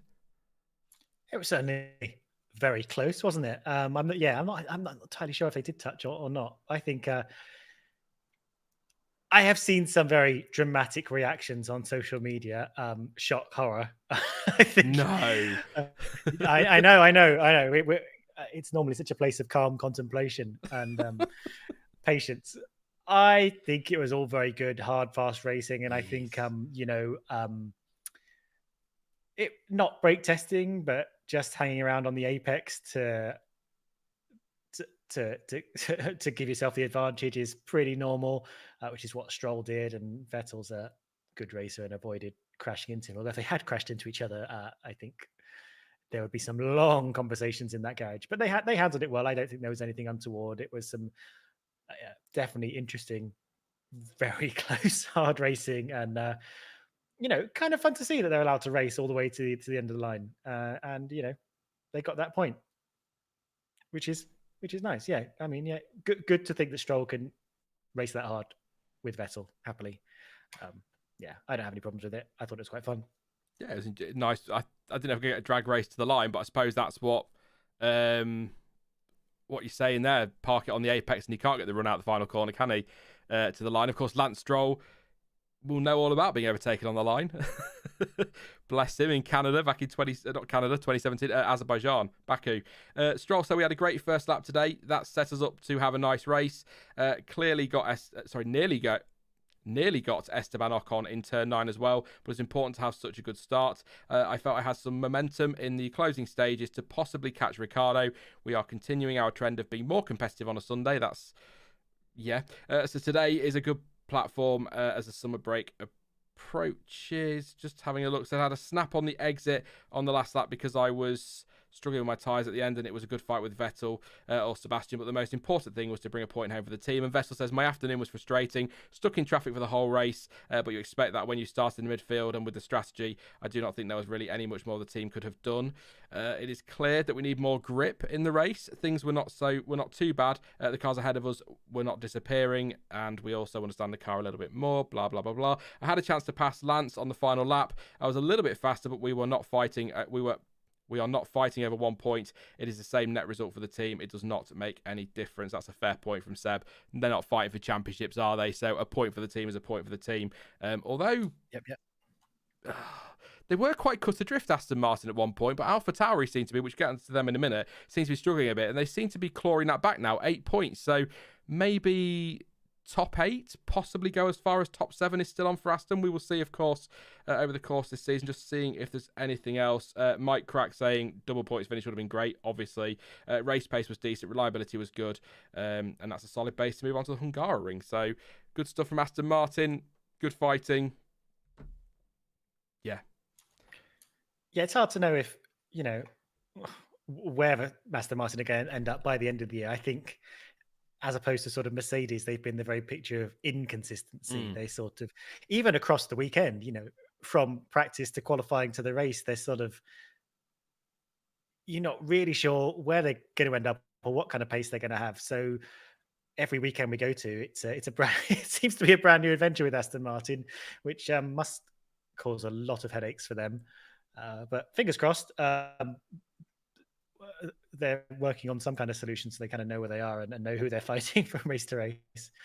But, good weekend for them this round. They're going to need to have a few more of those to start moving towards Alfa Tauri. I was just going to also say, I'll quickly, because FIA have confirmed there was a failure in the race restart system, so it had to switch to a backup, which caused a delay after that virtual safety car. So I just thought I'd confirm that it was apparently a hardware issue. There you go. So that confirms that then. That's no consolation for Sergio Perez, but it's definitely good to know. Alfa Tauri, I think, are next. Just looking at my running order, I'm like match of the day. I've got a running order: Pierre Gasly, P12, Yuki Tsunoda, DNF in the end. Just quickly on Tsunoda, we've kind of touched it with Ocon, that incident. Damaged the car by too much in the end. He did get a 5-second penalty, according to my notes, but I'm not sure what that was for.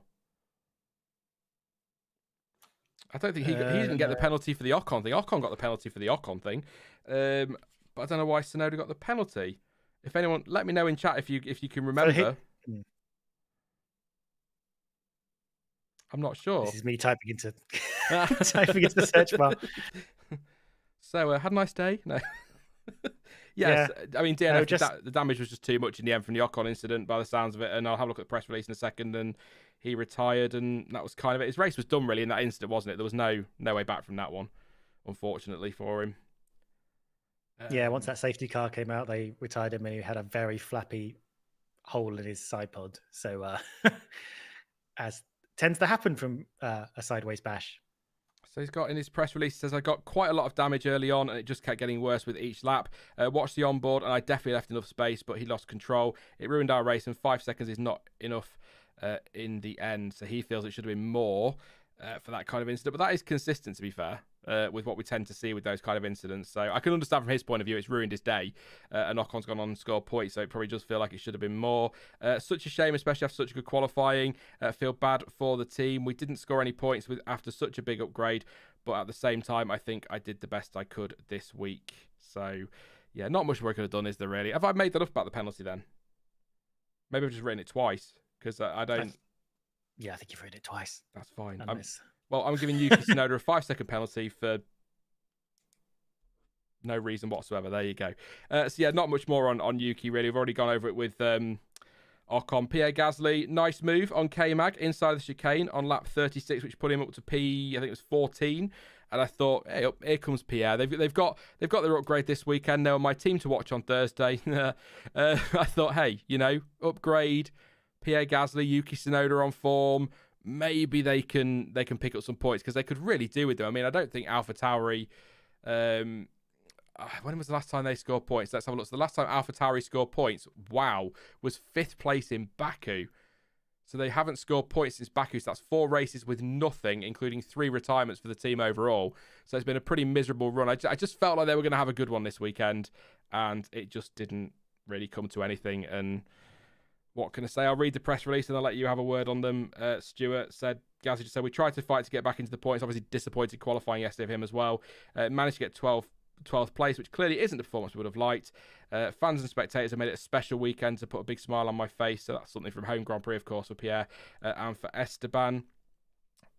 If I knew what the problem was, we could have changed it, but there was just a lot of sliding around and a lack of grip, especially in the high-speed corners. I tried everything I could in the car to push changing lines, but there was nothing that clicked. Doesn't want to jump to any conclusions based on the pace he had today. They need to review it and understand why Friday went so well, and from then on they tended to struggle. So it seems like there's some issues there, because it's weird that he says about the high-speed corners, because it was the medium to high-speed corners these upgrades were supposed to address for AlphaTauri, and it sounds as though they've gone backwards since Friday, and it's made it somehow worse. He's sliding around too much in the corners, so really disappointed, because, like I say, I thought this was the big update for them. Really struggling to understand AlphaTauri this year. For the last couple of years, they've been sort of, the big little team scoring results they shouldn't have, mixing it up with bigger teams getting good results, and I don't know where they sort of are, especially the sort of second quarter of the season, I guess we'll call it. They just sort of haven't really been anywhere and really been quite invisible, actually, to be honest. We did have that nice Tsunoda result in qualifying, which is good to see, and actually quite good to see Tsunoda sort of being a bit more consistent and being there a bit more, not having the best of luck. But yeah, even after this big upgrade, maybe they just need more time to understand how to make what they've made work in real life, or maybe this just wasn't the right track for them. I don't know. It's hard to know what to say about them, isn't it? Because they just sort of not where you expect them to be, and then you just kind of forget about them, don't you? Yeah, I know what you mean. You sort of, they're kind of, I think we've had this conversation before. They're a bit of a weird team in that they are still Red Bull's junior team, so you don't know what they go into the season targeting. I mean, I know that Franz Tost's dream is P5 in the constructors. I think that's gone for this season, if I'm being honest. But they just kind of nowhere this season, which is really weird, because last year Pierre Gasly was so good and that car was pretty decent as well. And I think if Tsunoda had got sort of on top of the car a little bit sooner and got on top of his season a little bit sooner, I think they would have been right up there, probably challenging for that, if not taking that P5 in the end. So it kind of feels like a backward step, and I don't really know what to say about them, to be honest, and that's a shame, because, as I say, they've done all right over the years, and they're kind of the underdog team, aren't they? They kind of punch above their weight, whereas this season they kind of feel like where you'd expect them to be, which sounds really, really harsh. If you talk about a team and say that's a Red Bull junior team, they are there to help give experience to Red Bull juniors, you'd probably think, 7th, 8th, 9th, 10th in the constructors, that's about right. But based on what we've seen in recent years, you feel like they should be doing more. I just felt the upgrades were going to do that this weekend, and it's not really worked for them. And I just frustrated, but I've got nothing to say really on them, which is a shame because I'd love to be able to sit here and talk brilliantly about how great their weekends were, but didn't happen. We know how strong this midfield is, and you only have to have, have a bit of a bad package, get on the wrong end of, some momentum, and then you sort of end up nowhere compared to some other teams and stuff. And we're seeing that not only season to season, but within a season as well. Like with teams, I think we'll go on to talk about like Haas, who have had a great start to the season and then kind of disappeared into like Nowhereville, and now they're sort of back again for a bit. And it's kind of like it's really tricky being a midfield team where sometimes you can be challenging the top four and sometimes struggling to pick yourself off the back end, Yeah, I've not got. I don't know what else to say, so I am just going to roll on really, or I'm going to repeat what I've just said. So, where do we get? It's done AlphaTauri. So we've now got Williams. Yes, I can't. By the way, I can't log into the F1 website for some reason. I have no idea why. It just keeps sending me back to the sign-in page. So I'm kind of going off the official result, which is annoying me because I like having my timing screen open for all the information. But never mind. Williams, Alex Albon 13th today. Nicholas Latifi DNF. I mean, I've got very little on this one. One question mark, I guess, on Albon was he was off the track on the start-finish straight, which seemed a bit odd at the starts. But as we saw with Carlos Sainz in Austria, apparently that's allowed, so that's fine. But it's not uncommon to see cars out there at the start in France, so we'll let that one go. And of course, Nicholas Latifi had to go around the outside, Magnussen had to go around the outside, didn't he? I'm trying to think. Yeah, Magnussen went. Yeah. Or he went around the inside and Magnussen on the outside. Magnussen stayed on the inside for turn one. Kind of went into Latifi, sent Latifi into a spin. He ended up retiring, and I think did Magnussen retire as well in the end? Yeah, he ended up retiring too. So it's a pretty miserable day for Williams. I'll say for Williams. I mean, P13 for Albon is a good result for Williams. It's not points, obviously, but it's a good result for them. Albon said it was tricky out there today, but more enjoyable, which is good to hear. In contention for most of the race, and we're looking close to the points. We were a bit down on pace, and we're using a lot of the tyres to try and stay close, and it just fell away from towards the end. We'll look at the data and blah, blah, blah, blah, the usual stuff that you get at the end of your press release. And Latifi says a lot of positives to take from today. Of course, his first weekend running the new upgrade package, so that's good to hear. The pace was competitive, especially in dirty air, and I was racing cars that I haven't been racing against all year, so that's nice. So good news for Nicholas Latifi. The upgrade package seems to be working for him. Definitely don't think I was at fault for the incident with Kevin. It was maybe more of a racing incident. The incident was a shame as our race pace was strong, and we were racing out of position against cars that were quite a bit quicker than us. Just wants to improve his qualifying is another note in there. So it's about all I've got on Williams. It's from their press release. Thanks, Williams. I guess I'll just add as well that Stuart's investigated that incident between him and Magnussen, and was no further action because they basically said both drivers contributed to the accident. Latifi could have left more room, and Magnussen could have not been so aggressive, and it was basically like, you know what you boys did, go home and think about it. But yeah, so no points or penalties or anything like that to worry about. I do, I'm struggling with Williams in general, to be honest. I'm not really sure where they are or where they're going. Like, it's a shame to see them dropping back down to the back after having made progress. I know they're not the most funded team and they've restructured and they're sort of rebuilding, but I'm curious. I'm not getting that big, we're building momentum, we're pushing forward vibes from them just yet. Are you? No. They are very much your cut adrift. Well, they're not cut adrift in terms of points. They are, but they're very much your back team, aren't they, at the minute? And I don't know. I'm like you are. I don't really know how to summarise, because they've had this big update and they've not really gone anywhere with it. They're saying the car feels better, but they've not closed the gap too much to those ahead. But what I would say is I think Alex Albon is, and I mean this with as much respect as possible to Nicholas Latifi, I think Alex Albon is probably more representative of where that car actually is in terms of pace rather than Nicholas Latifi. So what I would say is that maybe they're not pushing on as much as we hoped, but they are. Quite often you see Albon sort of 12th, 13th, 14th, so they are in the mix. They're not like, we're going back a while now, but 2019 where Williams were just so far off the pace, 2-3 seconds a lap at times. They're not at that point, but I think we need to see more from them, don't we? I think we want to see more from them. We want 10 competitive teams. Come on, lads. It's unacceptable. Yeah, I think the thing about Williams is, they're not like Haas last year, and they're not like Williams a couple of years ago. They are the 10th team, but they're the 10th team, attached to the end of the field. Yeah. They're not sort of like, dropping a second, 2 seconds a lap, and then you look at the driver tracker map after 10 laps and they're just in their own little race miles away from everyone else. They are there and they are sort of among it, but they are just not quick enough to get points on the regular. Maybe they should have more points. Maybe they deserve more points than they've got. But yeah, I want to see more from them, and I kind of want to see them up in the middle of it a little bit more frequently. But it is tough. Like, it's, as with the last few years, it's a tough midfield, and if you sort of find yourself struggling, it's hard to get back up again. I mean, we don't mean to, but I do feel like we kind of make it sound like Williams are the boil on the arse of the midfield. That's not the intention at all, not at all. Bless them. I don't know. They're kind of. I think they're always going to be down the back somewhere, aren't they? But they're more competitive than they have been in recent years. Again, I go back to 2019 example, and maybe they will make the leap forward. Maybe if we get a regulation change again next year, maybe that'll do the budget cap all the good. But maybe it'll do Williams all the good as well. I don't know. Alfa Romeo, I think we're on to. Valtteri Bottas. It was a really long race and felt like it was a lot of sweat with nothing to show for it.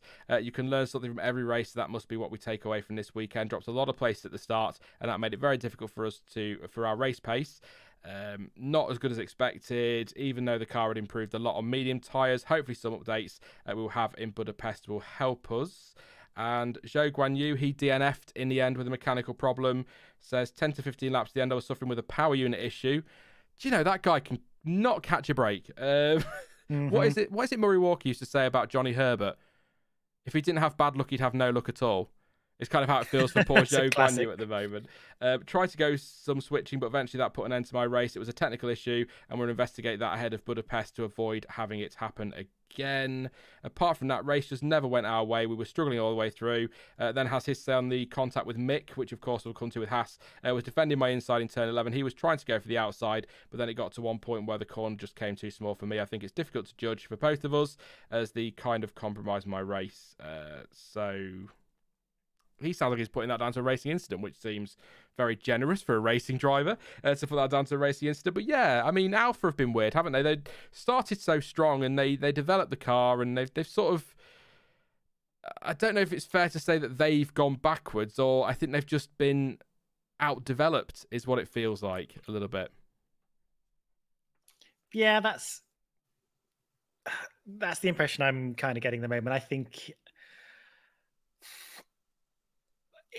So I think that, okay, so a common theme, I think, with, talking about Alfa Romeo here, but actually with several of the teams we've been talking about across the sort of lower half of the field, the key difference with this season compared to previous seasons is this cost cap and things are meaning that we're not getting this sort of steady stream of like proper developments throughout the year. That it's much more limited, and we're going to get people bringing in like proper updates maybe 2 or 3 times during the year, and these aren't all going to come at the same time. So you will get some teams starting to make a leap forward over the cars around them for a few races, and then, for example, right now teams may have made a leap over Alfa Romeo, but Alfa Romeo may be working on something that will push them forward a bit in a few races time. So I think we're going to see a little bit of leapfrogging, and sometimes you'll see teams like Alfa Romeo dragging, and then sometimes we're going to see them leading. So it's kind of hard to kind of keep on track of where all these teams are and how it all going to shake out. But definitely they're not at the pace that we've seen them at other times this year. And, I think Bottas has, for example, has fallen out of that kind of streak of high qualifying positions. I mean, it took him a long time into this season. I think, quite a few races before he lost his Q3 streak of whatever it was, 150 races or something ridiculous like that. But he was still getting into Q3 quite regularly, and I think that we're sort of in a kind of downward phase for Alfa Romeo. But I don't rule them out of getting good positions again for the rest of the year because, again, the development is not consistent and offset, exactly between teams. So I think, yeah, they're not having the best of times right now, but I imagine them to bite back. And this, in terms of the championship table, they are sort of in the middle of two teams right now, and that's probably where they're going to stay. And I think sixth position is probably, they'd be quite happy with that, to be honest. I mean, 51 points is a hell of a lot more than they've had recently, isn't it, as a team? Sauber, as we keep calling them. So they've got to be happy with that. But, a couple of points in chat, actually, which are very, very fair. Nick there just saying he thinks it's very fair to say that Alfa have gone backwards. And Jamie says, keep in mind, Alpine and McLaren had slow starts. Alonso was getting bad luck and McLaren was struggling with brake issues. So, you put 4 cars back in there and actually, maybe that's why Alfa are where they are. But I think there's definitely an element of out-development, and that's just the way it is in Formula One, isn't it? Haas for the final team. A bit of an eventful race for both drivers. Early on, they decided to... I think Magnussen was the first one to pit, according to my notes. And Gunther Steiner said to Sky, also lovely to hear from Gunther Steiner on the pit wall and not Christian Horner. Gunther Steiner said over the radio they were essentially trying to undercut as many cars as possible. They brought them in early, fresher tyres and see what they could do with there. And I don't know if it was really working from there, but got to try something. So he was first to pit on lap 9 for the hard tyres. It was a slow stop at 4.3 seconds.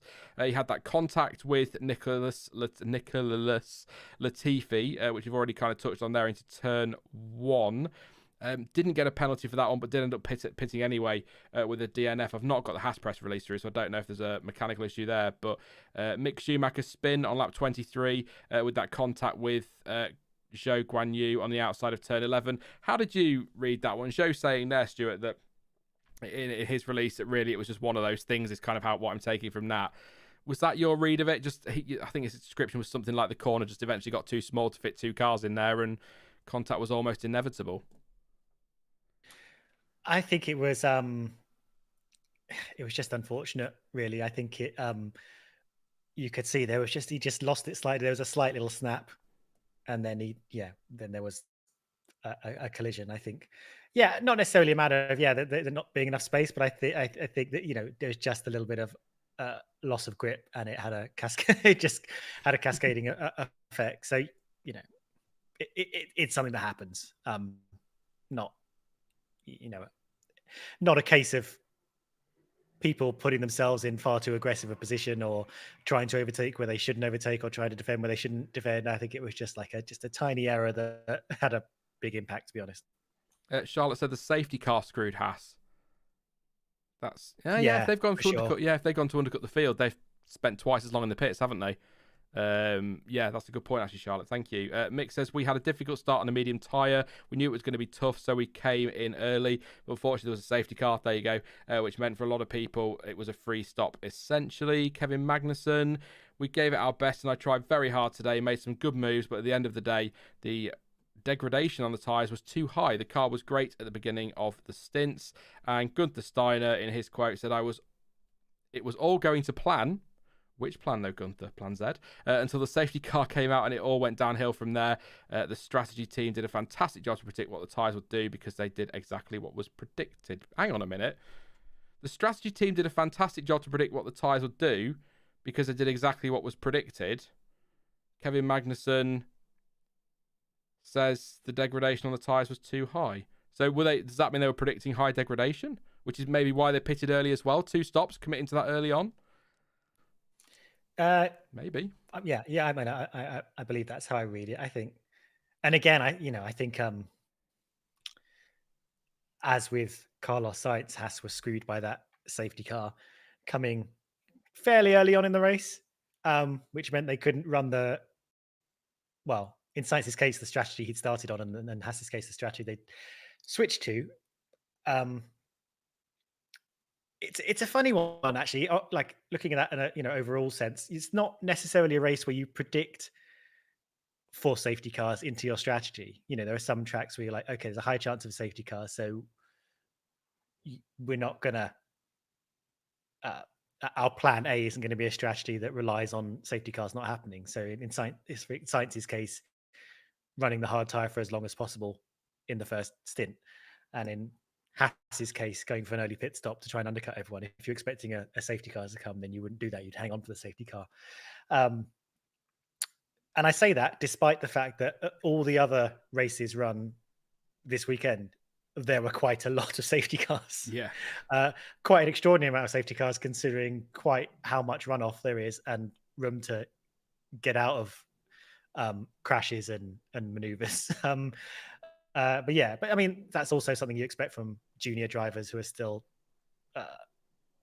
learning and fighting a bit too hard. But yeah, I think, safety car screwed Haas. And they, again, we'll never know how much they could have made of that coming in early and doing a two-stop to undercut the field. But lost to the wind. Yeah, that was the first safety car since I think it was 2018 where the French drivers took each other out on the first lap. Where Ocon and Gasly had come together. So yeah, it's not very often. Hi, Jonty. Good to see you, mate. Hope you're well. It's a bit cooler now. It's still a bit warm here because I've got my PC chugging hot air at my legs. But yes, hope you're all right, mate. Let's... Jamie, that was it. I was looking for Jamie's super chat. There it is. Thank you very much, Jamie. Again, it's slow to refresh today, so apologies that I've missed that one. Says, does Ferrari need a complete rebuild of their entire team aside from the years of the Braun, Schumi and Todd era? They've been nothing but incompetent for 40 years. Whenever they do it their way, it doesn't work. Cheers. Thank you very much, Jamie. We might get back to that in Q&A in a bit. Massively. So thank you for your super chat. Massively appreciate that. But driver of the day. Chat, one surname. Who is your driver of the day? It was Carlos Sainz, the official one.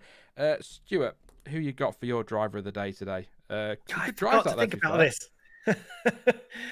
I mean, Sainz was great against the odds that were thrown at him, and I think he's a really good shout. I'm going to give it to a driver who would have been a really boring driver to give it to in previous seasons, but I think I'm gonna give it to Hamilton. I think he drove a really good race. I think he drove as fast as he could.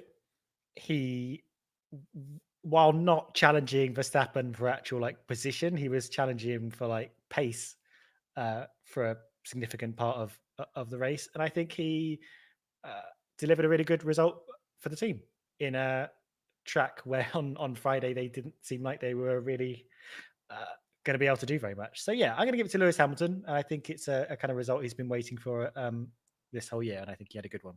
There we go. Well, my three, because I like to write three down to hedge my bets a bit, were Sainz, Hamilton and Alonso. I guess Alonso, for kind of in some similar ways to Hamilton, just got on with his race, drove well and picked up some really important points. So it's tough. The thing is, though, it's very difficult to argue against Carlos Sainz because he did come from the back of the grid to P5, and whatever we think about Ferrari's strategy, he did everything he could as a driver today. He could have pushed them on strategy. He could have pushed them earlier if he wanted to pit, which is fair enough. But he did say to them a couple of laps before, let's pit if they're not. And they said stay out. And then they started messing about with whatever they were doing. So I think as a driver, he did everything he could today and to gain all those positions as well. And I'd probably argue as well, no disrespect to any other driver, he kept it interesting after Leclerc retired too. So I think he did. I mean, you've given Hamilton, so that gets me out of trying to find an excuse not to give it to him on that one because he was my second on the list. But I think Alonso as well did a great job. But I have to go with Sainz. I have to. If that had been Leclerc from the back or Perez from the back or Verstappen, Hamilton, Russell, they'd have got it. So it's got to go to Carlos. So. Yeah, that's tough though because it's not one of those where we have those weeks where you could give it to 12 people. It probably is only maybe between 3, 4, 5. I think Stroll deserves a nod. I think for P10 today, definitely, and I think in terms of the weekend as a whole, Lando Norris for his lap yesterday, I think it's got to be a nod there. But it's Carlos Sainz for me. It has to be. But yeah, what are you saying in chat? Josiah says Hamilton. I think that's the first one. Dennis says Alonso. Waldo says Russell. Vescas Hamilton. Gravity Twister says Sainz. KTB says Sainz. Miguel Guzman says Hamilton. Wingcap says Zhou, and then the crying emoji. Oh, bless him. Sainz for Nick. In fact, no, not just Sainz. Sainz, obviously, for Nick. Hamilton coming from a Max fan. That's from Corolla. Thank you very much. Yeah, Sam says Stroll. Lewis for Nick. Jonty's gone with Alonso. Ruby. Ruby, I can't believe it, has gone for Hamilton. Charlotte says Hamilton as well. James says Stroll. Harvey says Hamilton. AD says Alonso. Ajinka, apologies, I've butchered that one, says Hamilton. Creative Lady says Magnussen deserves a shout out for the start. 7 places, lots of overtaking and defending. Fair point. I like that one.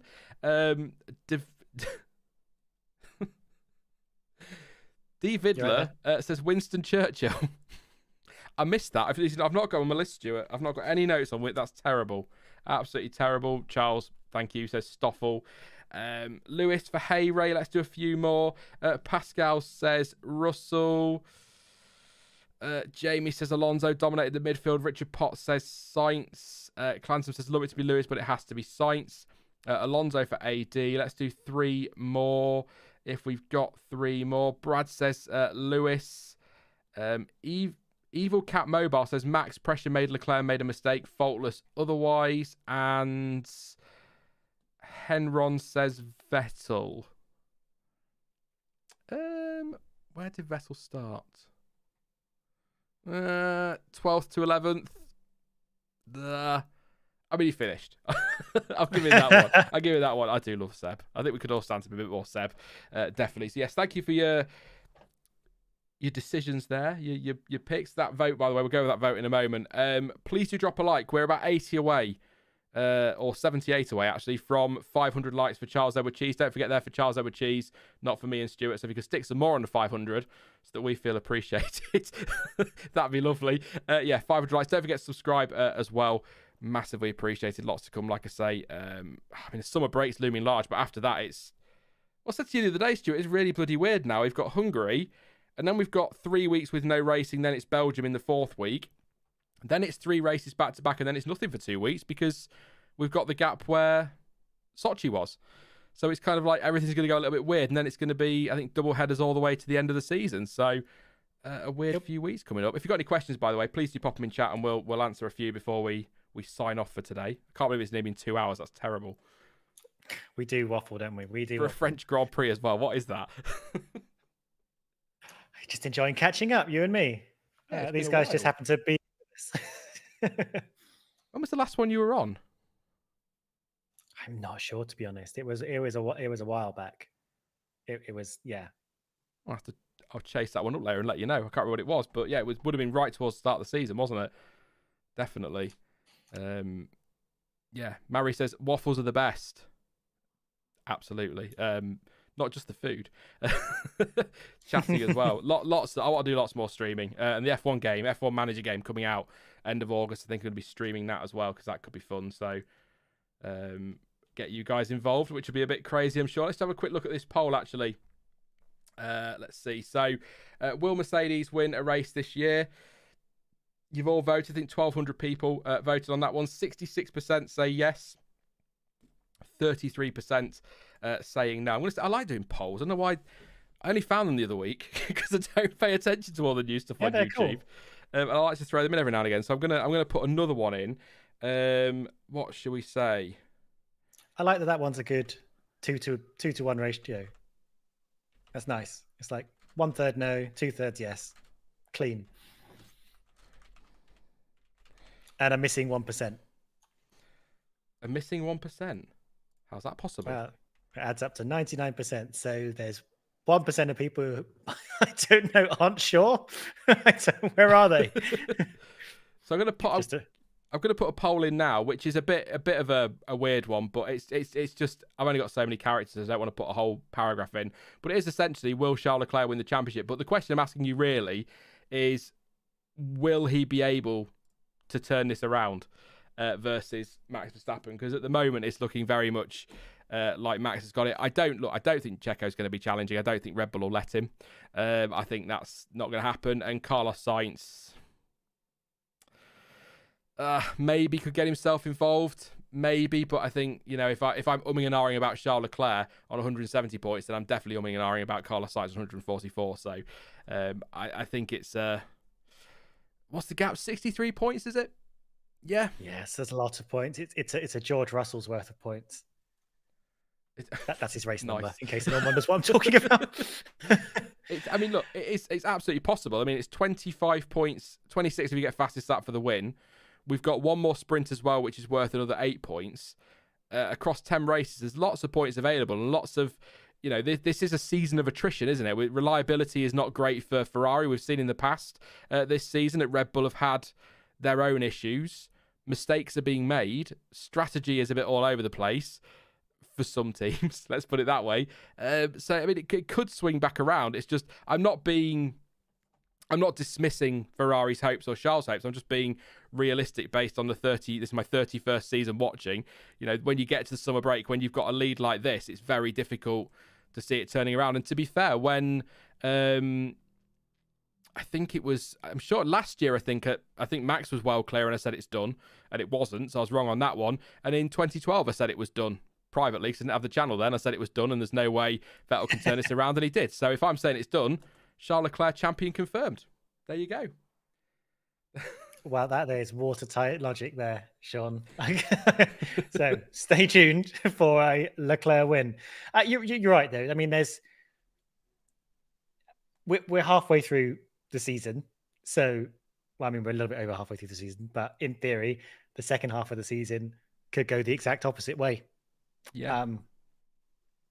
And bring us back to that classic Abu Dhabi equal point situation, which we all love. Oh, no. No, yeah, it's going to be hard, but I'm really looking forward to seeing Leclerc and Ferrari, maybe to a lesser extent Sainz, give it their all to at least close that gap up and give them a run for their money, because I'm sure they will. I'm sure they're not going to give up on any race wins. Even to be honest, even if the championship gets resolved early, I still think Ferrari are going to push every single race, and every race we go to is going to be an interesting one. The thing is, as well, what's quite interesting about this season, and we've seen it before when development race at the start of rule changes. Even if Ferrari say, "Look, we're probably not going to do it this year," they're going to keep developing because they're taking this car mostly, unless we get this rules change, they're taking this car into next year, and then they'll keep developing it, and then it goes into the next year. That's what they'll keep developing and developing. So they might actually end up with a really strong package. We might be in a situation where Verstappen wraps it up with 4 to go and Ferrari win the last 3 races, because they're just going to keep developing the car, aren't they? And focusing on testing stuff, trying stuff out, whatever you want to say. I think it's still going to be a great season, and I'm not. I think Charlotte just asked if anyone's overturned 63 points before. I don't know is the honest answer to that one, but it doesn't feel... I feel like something we'd know. It feels like something Crofty would have said by now, doesn't it? Yeah. I mean, it's a bit of a tricky one because we've never had so many points on offer before, I guess, and so many races. So it's... But I guess we have had, 10 races to go before, and we can do it from there. But that... Again, it's a tricky one because that kind of points difference has normally been a sort of Hamilton season, and Hamilton has tended not to have, when he gets that kind of points difference, it tends to be in a year when he hasn't really got a competitor. Whereas this year, you could argue Verstappen very much does have a competitor. He has, look, when Leclerc is there, he's there, and in every single race has sort of been pretty much a Leclerc Verstappen battle. It's just hasn't always gone very well for Leclerc, but in theory, every single race it's been pretty close. So yeah, we're sort of it's a bit of a wandering into the unknown. This it's hard to have that.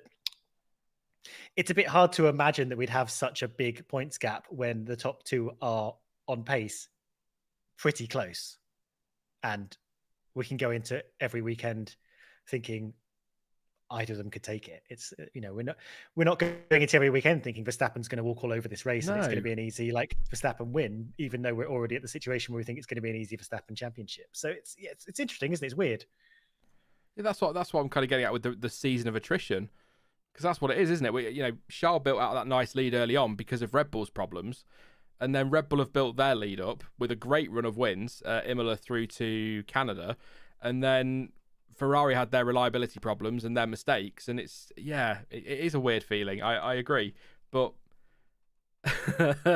them's the breaks. Fucking Fucking hell. Sage of Light, thank you very much for your super chat.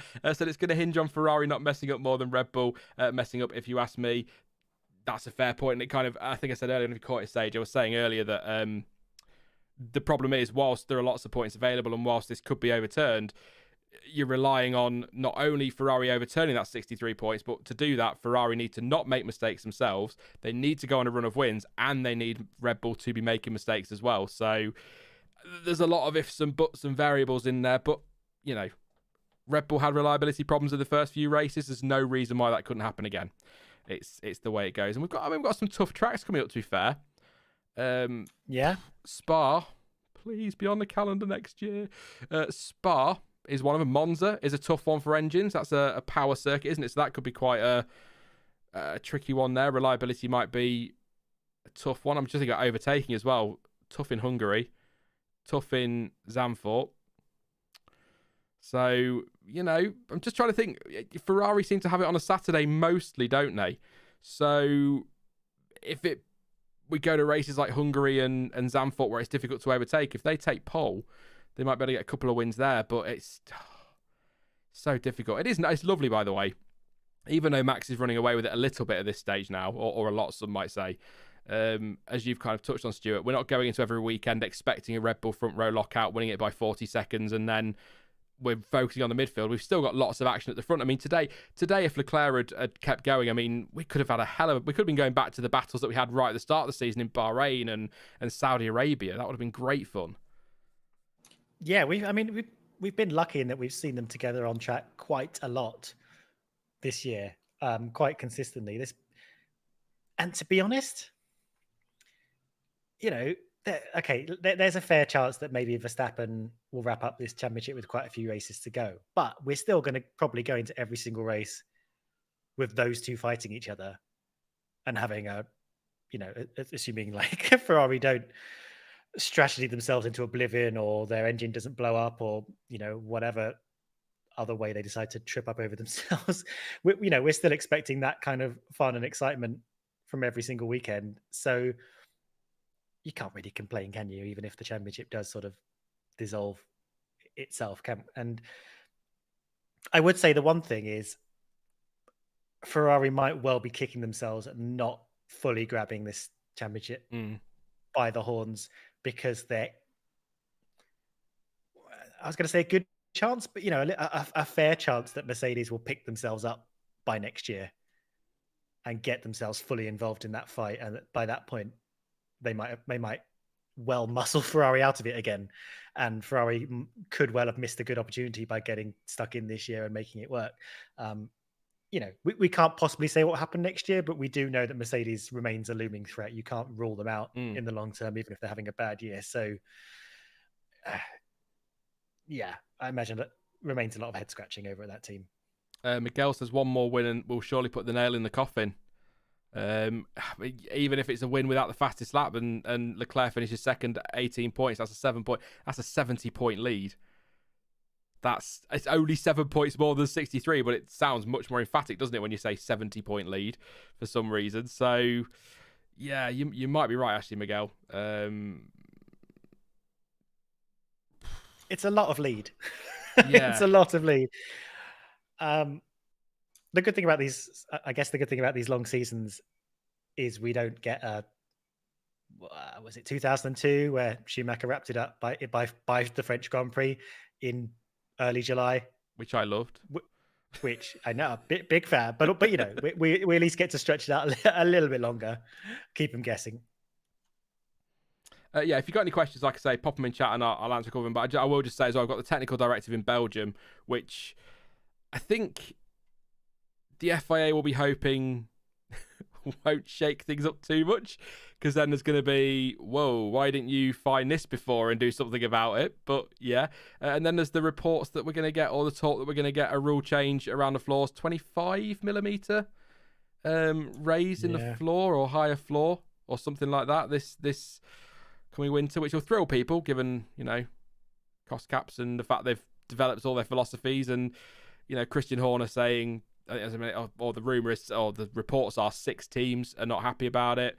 They're pushing back. Christian Horner's not happy. They want a compromise of 10mm.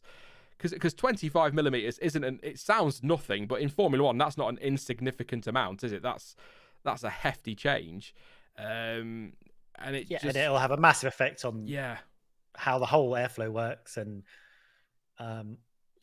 you know, and God knows if it'll have much effect on the benefits we've seen to the racing we've had this year. Hopefully not. It's a hard thing to sort of analyze from your flat in London as opposed to in the CFD models. But yeah, they're not happy. I expect we'll see a compromise, but I also expect the FIA will lay down the full stop on that pretty soon because they have to. I think a lot of teams are also very much like, we need to know what we're doing before the summer break because it really just starts eating into our development cycle. You can't be mucking about for too much longer. It's it's a tricky one, isn't it? They're trying to sell it on safety grounds, but I've read some stuff this week about if it went to court, it wouldn't pass on safety. I don't know. It's basically all I'm going to say is that whilst F1 is massively political all the time, it's about to get very political and probably get quite bitchy again.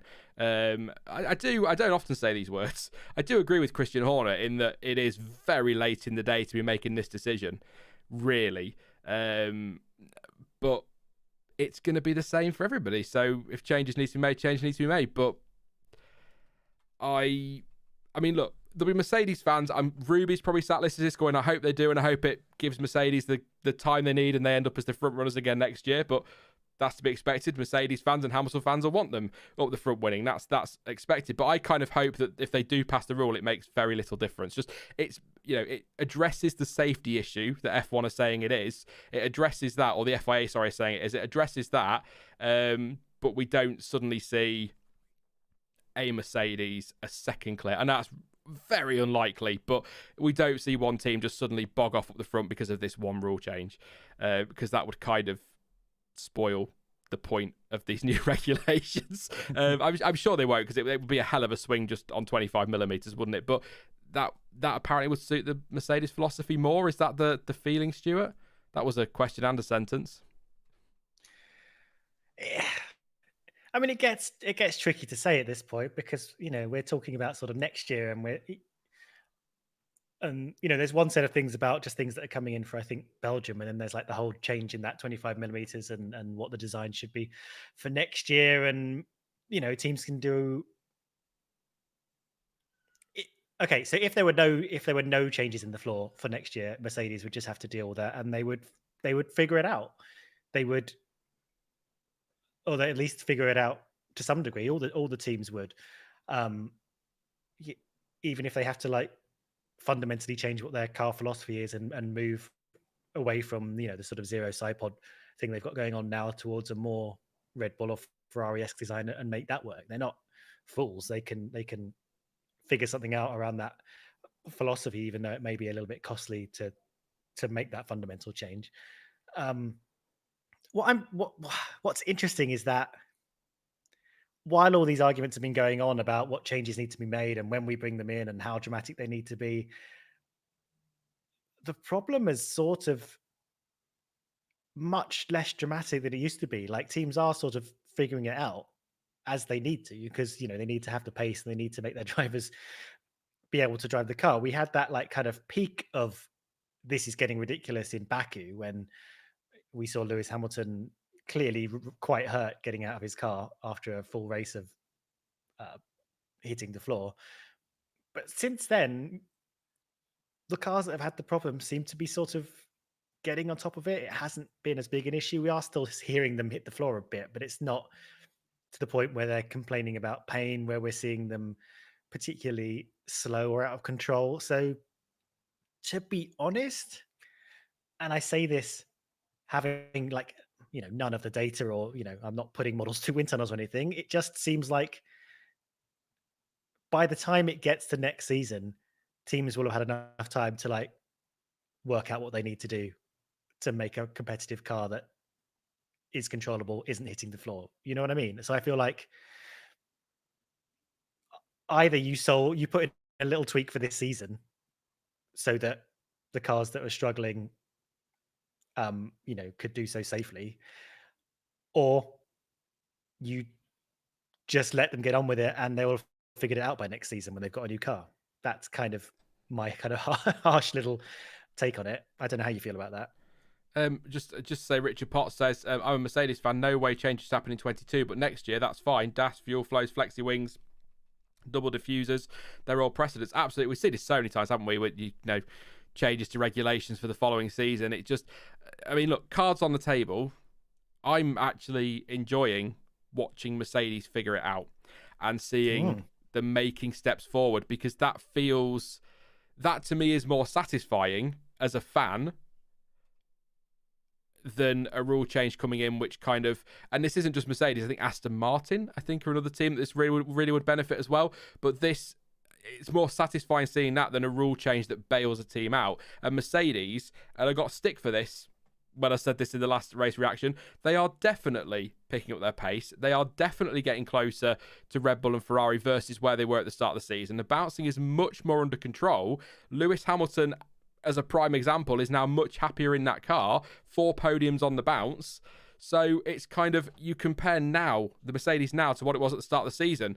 It's almost like night and day. And that's so much more satisfying and so much more fun to watch, because you're then getting that, well, it's this weekend of Mercedes going to be up there as well. And come the end of the season, we could be in a situation without a rules change. Could, obviously, ifs and buts, but could be in a situation at the end of the season where we have Red Bull, Ferrari and Mercedes all maybe not on par with each other, but so close. And that's going to set up 2023 beautifully. So don't get me wrong, if I were in Toto Wolff's shoes, I'd absolutely be bloody pushing for a change in the rules that would potentially benefit my car. If I was Mike Crack, I'd be doing exactly the same. I'd be saying, hang on a minute, can we have this change so it helps us out? It's totally understandable. In the same way that, without going into specifics, Christian Horner has pushed for regulations to be changed when things aren't going his way. And let's go back even Maurizio Arrivabene, for example. Plenty of team principals over the years have sat there and gone, this isn't really working, we'd like to lobby for this. And then they face pushback from rivals. That is just Formula One being political. But doesn't matter what I enjoy, watching a team turning their problems around and getting their car together. At the end of the day, it's not my decision, and they will push ahead with what they want. But 6 teams pushing back, a couple of years ago, that would have been a no for the FIA, wouldn't it? Because that would have stopped that going through. But now with this whole supermajority thing, I think they can still push it through. But even without the vote, I think it's on safety grounds anyway, so they can essentially do what they like with safety, can't they? If they can put it through on that. Yeah. But, as I say, we haven't really seen the safety issues since Baku. And, I agree with you. I'm enjoying watching teams figure it out. And I do think, by the time they've actually put some regulations in and forced them to make changes, it probably won't be an issue anymore. Like, I think it'll be too late. I think if you just let them sort it out as they've been doing, they will sort it out. That's it, really. I mean, I think they're putting those sensors on the car, and they're going to put even better sensors on the car for next year to monitor the bouncing. And I think, to be honest, that's probably all you need, really. Yeah. JBY says they're on smooth tracks right now. You were false. Well, Red Bull Ring wasn't all that smooth, and they were still seem to have eliminated most of the bouncing. So we'll see in Hungary, but it's not just the smooth tracks that Mercedes have made leaps and bounds on. So I don't think that's false at all to say that. Not to mention the fact that they themselves are saying that they understand it more. But, what do the team know? We'll ignore them. FIA defining limit for porpoising is not a bad thing, just in case, says Raul. Absolutely agree. And I did see somebody else actually say something quite... Where's it gone? I better can't find it now. This always happens to me. I need to start highlighting things in chat. Carola says they aren't bouncing as much. All teams seem to figure it out with the technical directive. So, yeah, we'll move on from that one. We'll see what happens, but it sounds like it's getting pushed through anyway. So let's see what you guys are saying, because that took a while. I do apologise, but it definitely needed addressing, because we are getting close to Belgium, even though it's a few weeks away just yet. I did see somebody ask a question. Sebastian Kruger said, did Ferrari win pit strategy of the weekend? I think we agree, don't we? I think we've come to the conclusion that with all the data they have, was probably the right call. But as I think it was either random or Brad pointed out in chat, if you're going to be P5 anyway, why not just take the gamble? But it's, again, as we always say this, Stuart, it's easy for us sitting here saying that. We've not got to make that decision in the heat of the moment, but then people will probably jump in chat now and go, well, we did see it and we're only sat at home. So I think the only thing is, if he'd had a puncture, like either that would cost him a lot of points or flung him into the wall, and then we all would have been shouting, why did you just pit him? You would have still got fifth, but hindsight analysis is much easier than foresight analysis. So I think they knew where they were in the race and what their options were. Chris Fallon says that's nonsense. Team principals have lobbied for changes when other teams are maybe working in grey areas. Do we have any examples of teams who have said, I'm slow, please help? No, because no team principals come out and actually said, I'm slow, please help. But working in grey areas, they exploit that because they know they've not worked in that grey area and they're at a deficit and they're struggling. So they will use that grey area. If you follow what I mean, Chris, they'll use that grey area to say, oh, we're not sure about this, when in reality they're sat at home going, oh shit, we're a bit slow, we could do with a hand here. So they lobby on all the grey areas for the reason that they have, for the reason that they haven't. DAS, for example. They didn't want to spend the money on that. They could have developed their own, but then they were like, oh, can we have what's the word they use? Clarification. I hate that word in F1. Can we just have some clarification? It's that kind of thing. So I'm not saying that team principals have actually come out and said, I'm slow, please help, but they do exploit the grey area argument so that they can. Do you get what I mean, Stuart? So they can say that without actually saying it, basically. We're at a disadvantage, we're too slow, we didn't do this. Help us by saying, can you clarify this, please? Because it draws the FIA attention to it. I think, the thing you always see, and I'm not. This isn't to pick on Christian Horner, but he's very adept at doing it, particularly with the media. He'll do it very publicly. I think Toto Wolff does it as well, and a couple of teams, do. But I think maybe because you'll see it because Christian Horner actually engages with the media fairly proactively. But they'll be like, "This is not how we interpret the regulations," or "We don't think."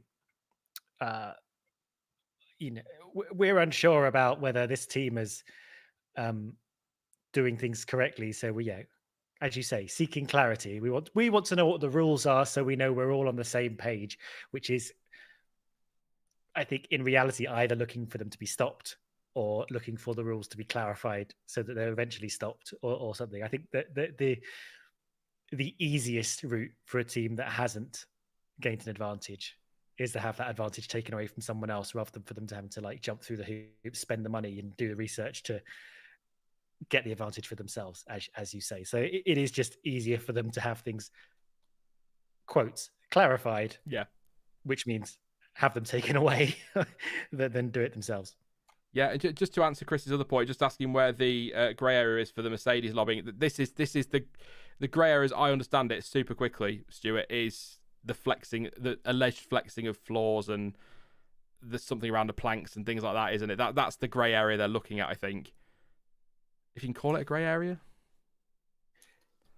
Yeah, I mean, it's that chat about, is the floor flexing so the plank doesn't scrape along the floor? Are the skid blocks lifting up? Are they is it sort of circumnavigating the intention of the regulations, which in a way, and I think it sort of ends up being quite unclear of who's accusing who of what. And I think it seemed like, I think the impression is that Mercedes are accusing Red Bull of having weird flexi floors because Christian Horner has come out on the defensive very strongly. But again, there's a lot of this, talk of clarification and what are the rules, and we just we want to make sure that all the teams understand what the rules are thing. And I don't know if Mercedes have explicitly accused Red Bull of anything, to be honest. It just seems that way because Christian Horner is very, very defensive about it. Well, they apparently got very heated, didn't they? Christian Horner and Toto Wolff in a meeting. So I'm with you. I don't think anybody from Mercedes has come out and said Red Bull are doing this. But if you read between the lines, Christian Horner's a bit less subtle with it. He'll say, something. He'll say something like blah blah blah blah, and that benefits a certain team. Hmm. He's such a bitch. He really is. And I won't keep. Thank you very much, Chris, for all your points in chat. Always appreciate the interaction. I won't keep reading, but I think from what I'm reading, I think we kind of agree on this. I think we've got our wires crossed somewhere. We agree. I'm not saying, I'm agreeing with you that the issue around safety is potentially addressed with the technical directive, which is this year. So why do we need the rules change for 2023? I'm not. I don't want the rule change, and it's not an anti-Mercedes thing. It's for a few reasons. Number one, is it fair to punish a team? Is it fair to punish other teams for getting it right when others have got it wrong? Is one way of looking at it. But then again, this is F1. When's it ever fair? And I enjoy watching a team that have been struggling turning it around. I think that's quite the statement. Let's say we get no rule change for 2023 and Mercedes rock up with the fastest package.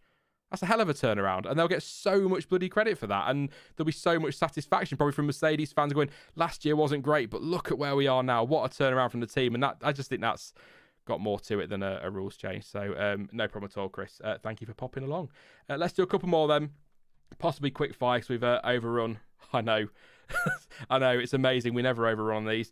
Did you watch W Series, says Waldo. I caught the end of yesterday's race. It was a bit chaotic, though, from what I understand. A lot of safety cars. I think you touched on that earlier, Stuart, with the F2 as well. Lots of safety cars. Yeah. That's all I saw. The end, I'm afraid. Yeah.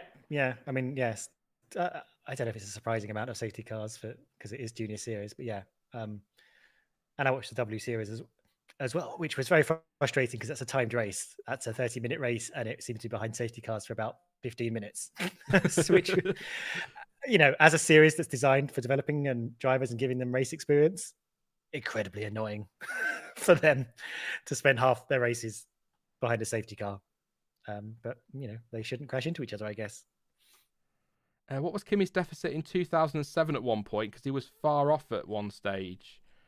Oh god, he was quite a way off because I think Kimi Räikkönen, I don't think was given much hope of winning the title at one stage of the season, and then boom, a mixture of great play from Ferrari and some shooting themselves in the foot from McLaren, and Ferrari nicked that one, which is strange. It's a strange one because it's 2007, and I don't know if this is controversial. 2007, I think McLaren had the fastest car, but Ferrari won the championship. But in 2008, I think Ferrari had the fastest car and McLaren won the championship with Lewis Hamilton. Weirdly, I don't know if that's, or they were just very evenly matched. I don't know. That's just my reading of it from watching it a long time ago. A very long time ago. A decent argument for that. It's also, there's an interesting. I don't know how much faith you put in this analysis, but the old AWS, I think it's still AWS, where every race it tells you sort of what order it thinks the teams are in, and the sort of the development swing between them. This race is the first weekend in quite a while where I've seen Red Bull at the top. For quite a while, it's insisted that Ferrari would have been the fastest car, and maybe that's true, maybe that's not true. But considering the points deficit, that's quite something. Brad says, did Chadwick win? And then Waldo says, Jamie Chadwick always winning. Lol.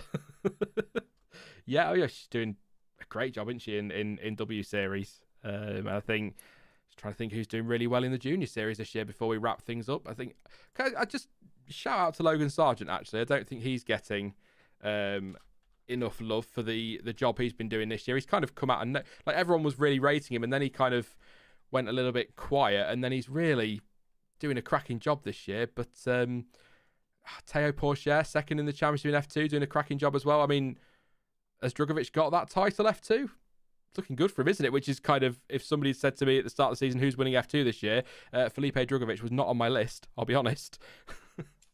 He's got a hell of a gap down to Pourchaire, but I'm not hearing anyone talking about Drugovich moving up to F1 or anything. You normally get this you either get this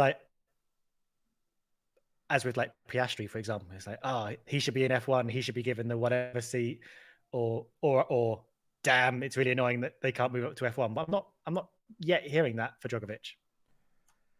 what I will say is, I think, and I agree, but what I will say is that I think Drugovich winning F2 this year would really suit Sauber because of Teo Pourchaire. It would really suit Williams with Logan Sargent. It would really suit Red Bull with Deruvala and Lawson, because they've got really difficult decisions to make with their driver lineups, and I don't think that they're ready to bring I don't think they're ready to bring Teo Pourchaire to Sauber yet. I don't think they're ready to bring Logan Sargent to Williams, although I think if you want to tap into the American market, that'll be a very smart move from Williams. But anyway, it would kind of suit them if Drugovich wins, because then, of course, they can race in F2 again next year, can't they, and get some more experience. So there might secretly be some F1 teams going, it wouldn't be the worst thing if Teo doesn't win the championship this year. It's just a weird way F2 works. Fair shout, to be fair. I think there's some parts of this whole like driver ladder system that's a bit broken. But if you're kind of like, I'm so glad our star driver isn't doing so well that we have to promote him. Yeah, is part of the way of things. But that's just how it happens. The funnel gets tight at the top, and there's only so many seats in F1. I just think I look at Logan Sargent, and I think if Williams do decide to let Latifi go this year, which it sounds like they might at the end of the season. There's people talking about Piastri going there, but Nicholas Latifi brings a lot of money, and whether or not Williams need the money anymore because of their new investment, I don't know. But they'll want the extra money, so I just wonder if maybe bringing Logan Sargent in and really tapping into that American market, and as business brain as it might sound rather than racing brain, really milk that market a little bit for some money might be a good way to recoup some of that from losing Latifi. And I think you're getting a very good young driver with a lot of potential in Sargent, but I do feel like it's probably a year too early for him, is my view. Yeah. So maybe it's not worth the gamble. You don't want to ruin him by bringing him into F1 too early, as that has done to a number of drivers. Although, F1 is, the way it's going as a whole, it really could do with a good American driver. So maybe another season in F2, really, develop him up before bringing him in. I think F1 would want that. Yeah, you rushing them through is a problem, isn't it? And we've seen it go wrong. I mean, it might work, but maybe that's what they think of Piastri. Loan him for a year from Alpine, and then see what Alonso and Ocon do at the end of next season, and then see what Logan Sargent's doing then. Maybe that's the thinking behind it, if that is the way it's going to go.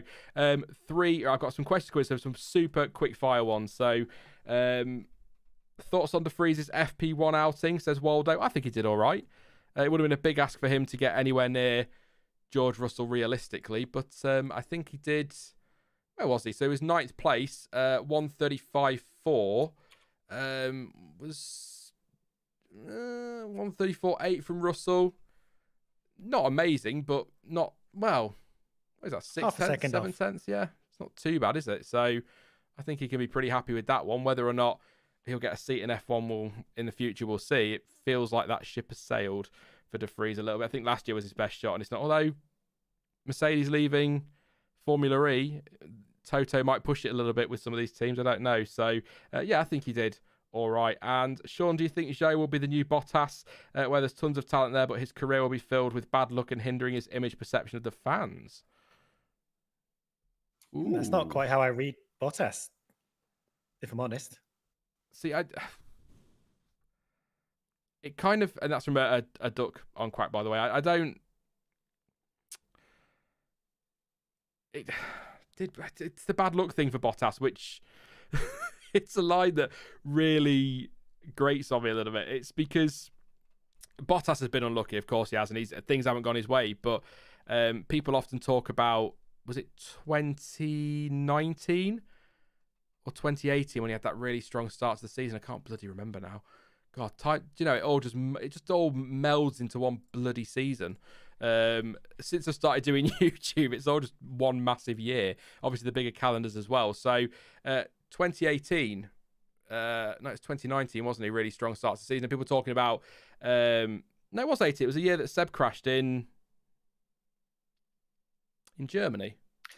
2019, Bottas started first, second, first, second, third. So that might be what you're thinking of.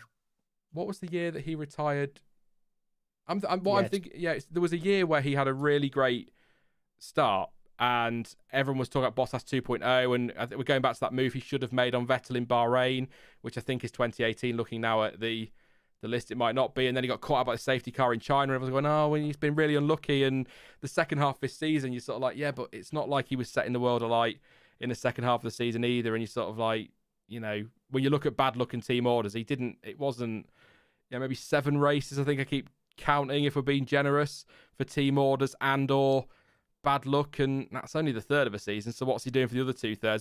That's my only great with the Bottas bad luck thing, but he has had bad luck as well in recent years. But what I would say on Bottas is he's been freaking brilliant for the most part this year, and maybe not been under the pressure of Mercedes has been a good thing for him. But on that specific question, I think I'd like to think people can see that Zhou is doing a good job and that he is just unlucky. But Twitter, which isn't the real world, doesn't tend to agree, does it, Stuart? At all. The problem with Twitter is it's very reactive and it's very of the moment, and there's not a lot of just stopping and sort of thinking and analyzing and taking some time over stuff, which I think if you did, you'd see Zhou is. I think he's having an all right season. I think Bottas is in supreme form. Bottas is always a really good racer, and I think probably looking back, his main problem at Mercedes was that he too easily accepted that Hamilton was much better than him. Like I think that he knew that in his heart. Hamilton was much better than him. Hamilton was team leader. Hamilton was going to be winning championships, and he just kind of accepted that. Where I think Rosberg and I think Russell as well haven't. They're like, no, I'm going to go beat him. But Bottas, pre-Mercedes and post-Mercedes has shown his full potential and his whole self, and he's a really good, experienced driver. So I think we can't do a direct comparison between Zhou and Bottas too hard. And yeah, he's had some bad luck and he's had some teething issues, and he's still getting used to it. And I actually think he's had like a pretty fine debut season all in all, and I think he'll probably deserve to hold on to that seat for next year, and where he could build on what he's learned from this year, hopefully with a bit more luck and a bit more reliability and a bit less incident.